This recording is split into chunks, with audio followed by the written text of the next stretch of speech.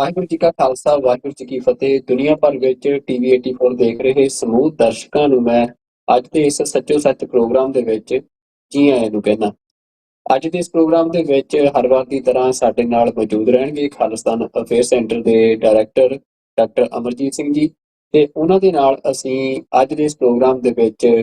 ਖਾਸ ਤੌਰ ਦੇ ਉੱਤੇ ਜਿਹੜਾ ਮੁੱਖ ਵਿਸ਼ਾ ਆ ਕਿ ਭਾਰਤ ਦੇ ਵਿੱਚ 1947 ਤੋਂ ਬਾਅਦ ਜਿਹੜੀਆਂ ਲਹਿਰਾਂ ਖੜੀਆਂ ਹੋਈਆਂ ਆਪਣੀ ਆਜ਼ਾਦੀ ਨੂੰ ਲੈ ਕੇ, ਉਹਨਾਂ ਬਾਰੇ ਅਸੀਂ ਗੱਲਬਾਤ ਕਰਾਂਗੇ। ਤੇ ਡਾਕਟਰ ਸਾਹਿਬ ਦਾ ਇੱਕ ਲੰਮਾ ਤਜਰਬਾ ਆ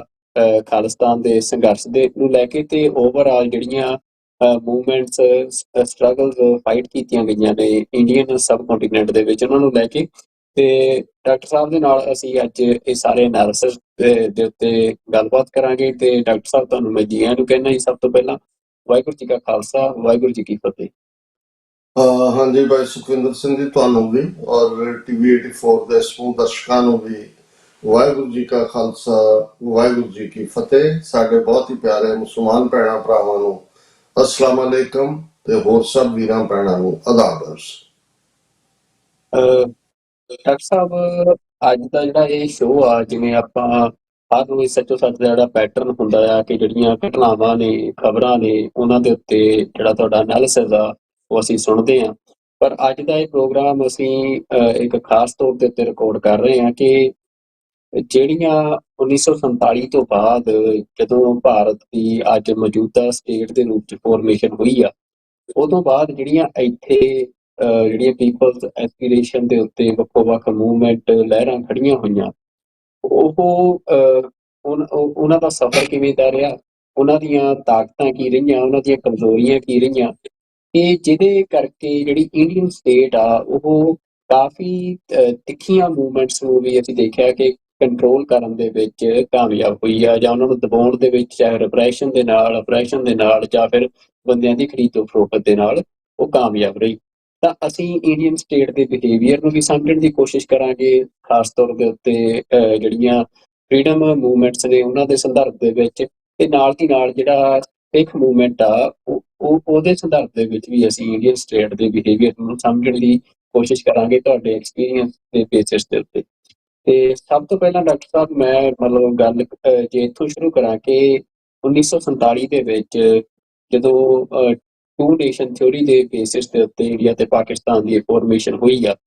ਉਹ ਤੋਂ ਬਾਅਦ ਕਿਹੜੀਆਂ ਉਹ ਲਹਿਰਾਂ ਨੂੰ ਤੁਸੀਂ ਆਇਡੈਂਟੀਫਾਈ ਕਰਦੇ ਹੋ ਜਿਹੜੀਆਂ 1947 ਤੋਂ ਬਾਅਦ ਅੱਜ ਤੱਕ ਭਾਰਤ ਦੇ ਖਿਲਾਫ, ਇੰਡੀਅਨ ਐਸਟੈਬਲਿਸ਼ਮੈਂਟ ਦੇ ਖਿਲਾਫ, ਸੋਵਰੈਨਿਟੀ ਦੇ ਲਈ ਉਸ ਖਿੱਤੇ ਦੇ ਵਿੱਚ ਲੜੀਆਂ ਗਈਆਂ? ਦੇਖੋ, ਜੇ 47 ਤੋਂ ਬਾਅਦ ਜਿਸ ਮੁਲਕ ਦਾ ਨਾਮ ਭਾਰਤ ਰੱਖਿਆ ਗਿਆ, ਉਸ ਵਿਚਲੇ ਪਿਛਲੇ 80 ਸਾਲ ਦੇ ਅੱਡ-ਅੱਡ ਚੈਲੰਜਸ ਦੀ ਗੱਲ ਕਰਨੇ ਹੈ, ਤੇ ਉਸ ਤੋਂ ਪਹਿਲਾਂ ਸਾਨੂੰ ਓਵਰਆਲ ਜਿਹੜਾ ਕਲੋਨੀਅਲ ਜਾਂ ਜਿਹਨੂੰ ਅਸੀਂ ਬਸਤੀਵਾਦ ਕਹਿੰਦੇ ਹਾਂ, ਜਿਸ ਦੇ ਵਿੱਚ ਪ੍ਰੋਮੀਨੈਂਟ ਰੋਲ ਜ਼ਾਹਰ ਹੈ ਕਿ ਯੂਰਪੀਅਨ ਪਾਵਰਸ, ਉਹ ਭਾਵੇਂ ਬ੍ਰਿਟਿਸ਼ ਸੀ, ਫ੍ਰੈਂਚ ਸੀ, ਡੈਨਿਸ਼ ਸੀ, ਸਪੈਨਿਸ਼ ਸੀ, ਪੋਰਤੁਗੀਜ਼ ਸੀ, ਕੋਈ ਵੀ ਉਹਨਾਂ ਦਾ ਅੱਜ ਜਿਹੜੇ ਛੋਟਾ ਮੁਲਕ ਹੈ ਯੂਰਪ ਮੈਪ ਵਾਈਜ਼, ਉਹ ਸਾਡੇ ਸਬ ਕੰਟੀਨੈਂਟ ਤੋਂ ਵੀ ਘੱਟ ਏਰੀਆ ਉਹਨਾਂ ਕੋਲ, ਪਰ ਉਹਨਾਂ ਨੇ ਦੁਨੀਆ ਦਾ ਲਗਭਗ 60% ਹਿੱਸਾ ਜਿਹੜਾ ਉਸ ਵੇਲੇ ਜਿਸ ਦੇ ਵਿੱਚ ਵਸੋਂ ਸੀ, ਉਸ ਨੂੰ ਉਹਨਾਂ ਨੇ ਆਪਣੇ ਅਧਿਕਾਰ ਅਧੀਨ ਕੀਤਾ। ਔਰ ਜੇ ਬ੍ਰਿਟਿਸ਼ਰ ਜਾਂ ਫ੍ਰੈਂਚ ਦੀ ਗੱਲ ਦੇਖੀਏ ਤੇ ਉਹਨਾਂ ਨੇ,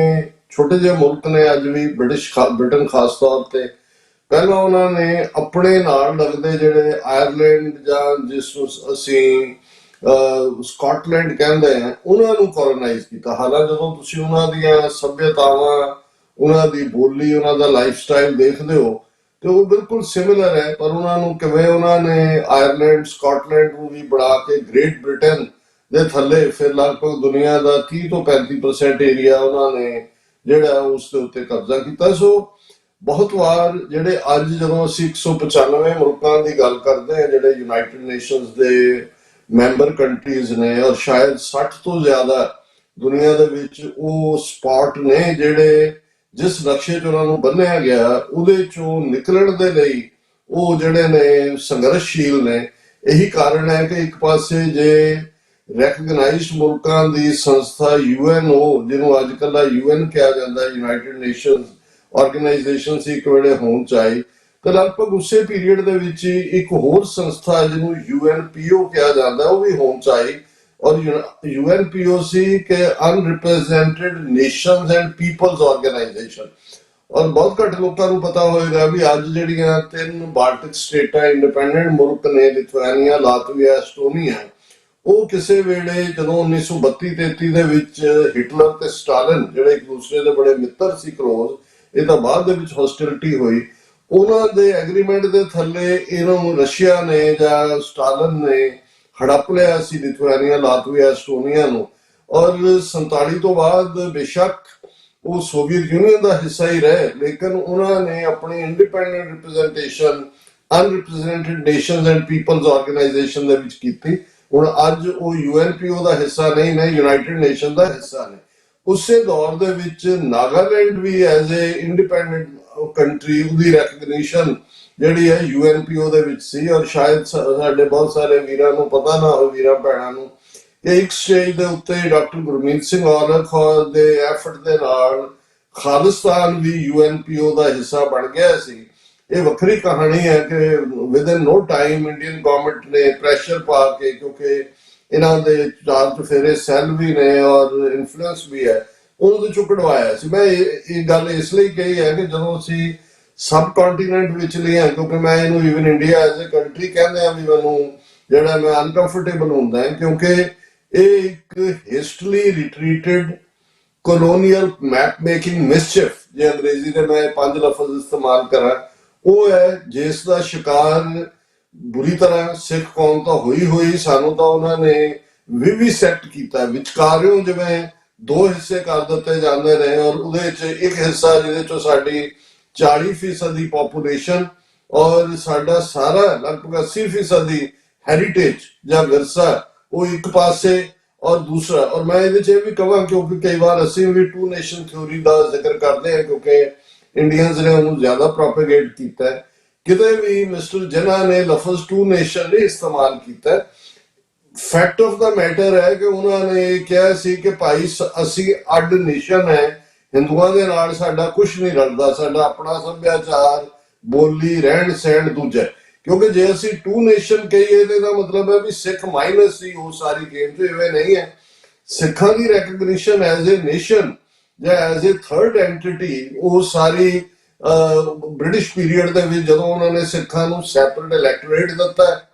ਉਸ ਦੇ ਥੱਲੇ 1936 ਦੀਆਂ ਜਿਹੜੀਆਂ ਲੈਜਿਸਲੇਟਿਵ ਇਲੈਕਸ਼ਨਾਂ ਹੋਈਆਂ, ਸਿੱਖਾਂ ਨੇ ਆਪਣੇ ਨੁਮਾਇੰਦੇ ਚੁਣੇ ਅੱਡ ਸੈਪਰੇਟ ਇਲੈਕਟੋਰੇਟ ਦੇ ਨਾਲ। ਫਿਰ ਜਿਹੜੇ ਮਿਸ਼ਨ ਉਹਨਾਂ ਦੇ ਇੰਡੀਆ ਦਾ ਕੀ ਸੋਲੂਸ਼ਨ ਹੋਏ ਦੇ ਲਈ ਆਇਆ, ਜਿਹਦੇ 2 ਪ੍ਰੋਮਿਨੈਂਟ ਮਿਸ਼ਨ ਸੀ, ਕੈਬਨਿਟ ਮਿਸ਼ਨ ਤੇ ਦੂਸਰਾ ਸਰ ਕ੍ਰਿਪਸ ਮਿਸ਼ਨ।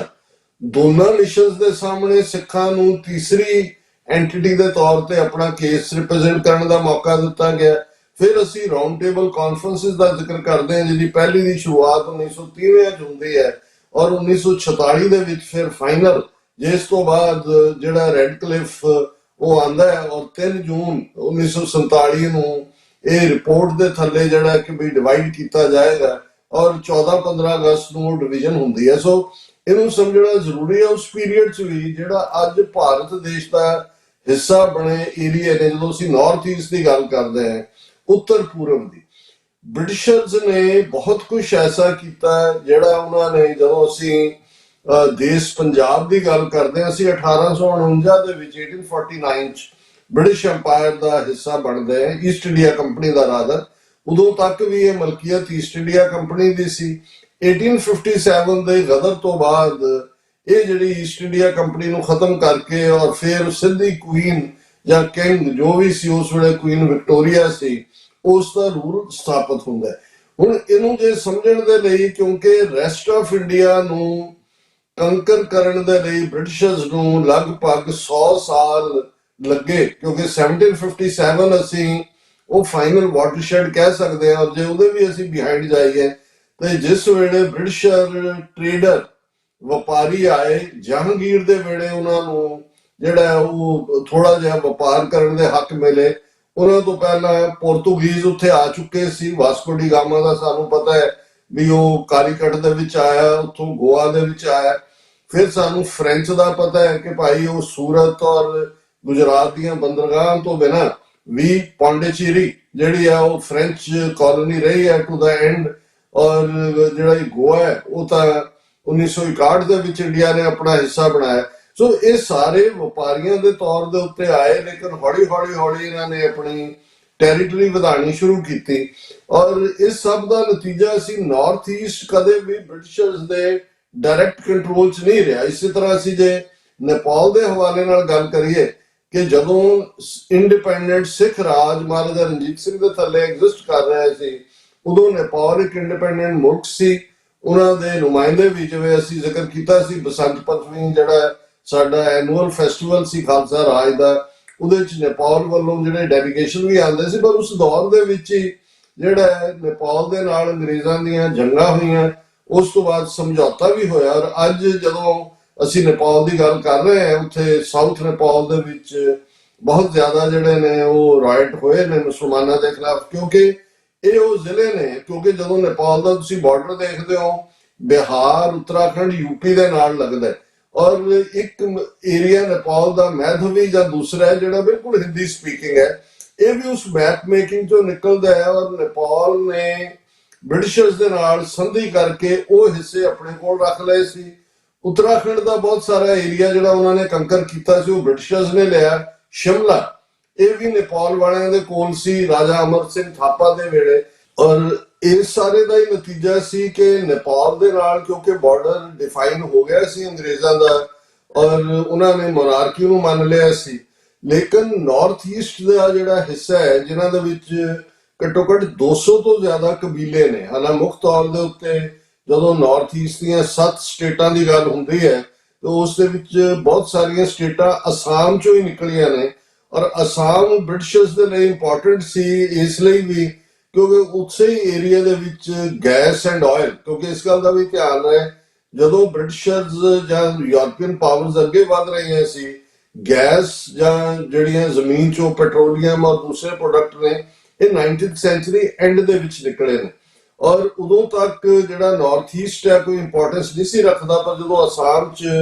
ਗੈਸ ਔਰ ਦੂਸਰਾ ਨਿਕਲਿਆ, ਔਰ ਈਵਨ ਜਦੋਂ ਅਸੀਂ ਮਿਆਂਮਾਰ ਦੀ ਗੱਲ ਕਰਦੇ ਹਾਂ ਜਿਸ ਦਾ ਪੁਰਾਣਾ ਨਾਮ ਬਰਮਾ ਹੈ, ਜਦੋਂ ਤੁਸੀਂ ਬਰਮਾ ਸ਼ੈਲ ਦੇਖਦੇ ਹੋ, ਉਸ ਦੀ ਵੀ ਅਹਿਮੀਅਤ ਇਸ ਲਈ ਸੀ ਕਿ ਉੱਥੋਂ ਗੈਸ ਨਿਕਲੀ ਸੀ। ਇਸ ਲਈ ਬ੍ਰਿਟਿਸ਼ਰਸ ਲਈ ਉਹ ਥਾਵਾਂ ਇੰਪੋਰਟੈਂਟ ਸੀ ਜਿਹੜੀਆਂ ਉਹਨਾਂ ਦੇ ਲਈ ਇਕਨੋਮਿਕਲੀ, ਕਿਉਂਕਿ ਉਹ ਲੁੱਟ ਦਾ ਮਾਲ ਜਿਹੜਾ ਹੈ ਉਹ ਰਾ ਮਟੀਰੀਅਲ ਵੀ ਇੱਥੋਂ ਬਣਾ ਕੇ ਜਾ ਕੇ ਬ੍ਰਿਟਿਸ਼ ਹੀ ਉਸ ਦਾ ਕਮਰਸ਼ੀਅਲ ਇਸਤੇਮਾਲ ਕਰਦੇ ਸੀ ਜਾਂ ਉਸ ਦਾ ਬੈਨੀਫਿਟ ਲੈਂਦੇ ਸੀ। ਇਸ ਲਈ ਜਿਹੜੇ ਮੀਜ਼ੋ ਜਾਂ ਜਿਹੜੇ ਦੂਸਰੇ ਕੁਝ ਕਬੀਲੇ ਨੇ, 200 ਤੋਂ ਜ਼ਿਆਦਾ ਉਹਨਾਂ ਦੇ ਕਬੀਲੇ ਸਨ, ਉਹ ਇੰਡੀਪੈਂਡੈਂਟ ਜਾਂ ਸਮਾਈ ਇੰਡੀਪੈਂਡੈਂਟ ਸੀ। ਬ੍ਰਿਟਿਸ਼ਰਸ ਦਾ ਉਹਨਾਂ 'ਚ ਕੋਈ ਇੰਟਰਸਟ ਨਹੀਂ ਸੀ। ਸੋ ਉਹ ਇੱਕ ਗ੍ਰੇ ਏਰੀਆ ਸੀ। ਸੋ ਇਹ ਵੀ ਇੱਕ ਕਾਰਨ ਹੈ। ਔਰ ਇਸੇ ਤਰ੍ਹਾਂ ਚਾਈਨਾ ਇਹ ਬੜਾ ਇੰਪੋਰਟੈਂਟ ਹੈ ਸਮਝਣਾ, ਕਿਉਂਕਿ ਜਦੋਂ 1842 ਦੇ ਵਿੱਚ ਸਿੱਖ ਅੰਪਾਇਰ ਜਿਹੜਾ ਕਿ ਉਸ ਵੇਲੇ ਮਹਾਰਾਜਾ ਸ਼ੇਰ ਸਿੰਘ ਲਾਹੌਰ ਦੇ ਤਖਤ ਤੇ ਸਨ, ਉਹਨਾਂ ਨੇ ਜਿਹੜੀ ਸੰਧੀ 3 ਪਾਵਰਸ ਦੇ ਵਿਚਾਲੇ ਹੋਈ, emperor of China, Dalai Lama of Tibet ਔਰ ਸਿੱਖ ਅੰਪਾਇਰ ਜਾਂ ਸਰਕਾਰੇ ਖਾਲਸਾ ਜੀਓ ਦੀ ਸਟੈਂਪ ਦੇ ਥੱਲੇ ਹੈ, ਉਸ ਦੇ ਵਿੱਚ ਤਿੱਬਤ ਨੂੰ ਐਜ਼ ਏ ਬਫਰ ਸਟੇਟ ਮੰਨ ਲਿਆ ਗਿਆ ਸੀ ਸਿੱਖ ਰਾਜ ਔਰ ਨੇਪਾਲ ਦੇ ਵਿਚਾਲੇ। ਔਰ ਜਿਹੜਾ ਜੰਮੂ ਕਸ਼ਮੀਰ ਜਿਹੜਾ 1846 ਦੇ ਵਿੱਚ ਗਦਾਰੀ ਦੇ ਇਨਾਮ ਦੇ ਤੌਰ ਤੇ ਗੁਲਾਬ ਸਿੰਘ ਨੂੰ ਦਿੱਤਾ, ਔਰ 100 ਸਾਲ ਬਾਅਦ 1947 ਚ ਉਹ ਕਸ਼ਮੀਰ ਵੀ ਅੱਜ ਅਸੀਂ ਜਦੋਂ ਕਲੋਨੀਅਲ ਇਸ ਮੈਪ ਮੇਕਿੰਗ ਦੀ ਗੱਲ ਕਰਦੇ ਹਾਂ ਤੇ ਉਹ ਬੋਨ ਆਫ ਕੰਟੈਂਸ਼ਨ ਹੈ, ਇਹਦੀਆਂ ਜੜ੍ਹਾਂ ਵੀ ਉੱਥੇ ਹੀ ਜਾਂਦੀਆਂ ਨੇ, ਕਿਉਂਕਿ ਗਿਲਗਿਤ ਬਾਲਸਤਾਨ ਇਹ ਵੀ ਸਿੱਖ ਰਾਜ ਦਾ ਹਿੱਸਾ ਸੀ। ਔਰ ਇਸ ਦੇ ਨਾਲ ਨਾਲ ਜਿਹੜਾ ਜੰਮੂ ਔਰ ਕਸ਼ਮੀਰ ਵਾਦੀ, ਜਿਸ ਦੇ ਵਿੱਚ ਅੱਜ ਦੇ ਦੋਵੇਂ ਕਸ਼ਮੀਰ, ਜਿਹਨਾਂ ਦੂਸਰਾ ਕਸ਼ਮੀਰ ਜਿੱਥੇ ਅੱਜ ਕਾਫੀ ਗੜਬੜ ਚੱਲ ਰਹੀ ਹੈ, ਜਿਹਨੂੰ ਆਜ਼ਾਦ ਕਸ਼ਮੀਰ ਕਿਹਾ ਜਾਂਦਾ ਹੈ, ਔਰ ਉਹਦਾ ਬਾਰਡਰ ਜਾ ਕੇ ਰਾਵਲਪਿੰਡੀ ਡਿਵੀਜ਼ਨ ਜਿਹਨੂੰ ਅੱਜ ਕਹਿੰਦੇ ਨੇ ਉਹਦੇ ਨਾਲ ਮਿਲਦਾ ਸੀ। ਸਭ ਸਿੱਖ ਰਾਜ ਦਾ ਹਿੱਸਾ ਸੀ। ਲੇਕਿਨ ਗੁਲਾਬ ਸਿੰਘ ਵਾਲਾ ਪਾਰਟ ਵੀ ਕਿਉਂਕਿ ਉਹਦੀ ਨਿੱਜੀ ਮਲਕੀਅਤ ਬਣਾ ਦਿੱਤਾ ਗਿਆ। ਹਾਲਾਂਕਿ ਗਿਲਗਿਤ ਬਾਲਸਤਾਨ ਦੀ ਅਹਿਮੀਅਤ ਕਿਉਂਕਿ ਚਾਈਨਾ ਨਾਲ ਬਾਰਡਰ ਉਹਦਾ ਲੱਗਦਾ ਸੀ, ਉਹ ਅੰਗਰੇਜ਼ਾਂ ਨੇ ਸਿੱਧਾ ਆਪਣੇ ਥੱਲੇ ਲੈ ਲਿਆ ਸੀ 1844 ਤੋਂ ਬਾਅਦ ਵੀ। ਔਰ ਇਹੀ ਕਾਰਨ ਸੀ ਕਿ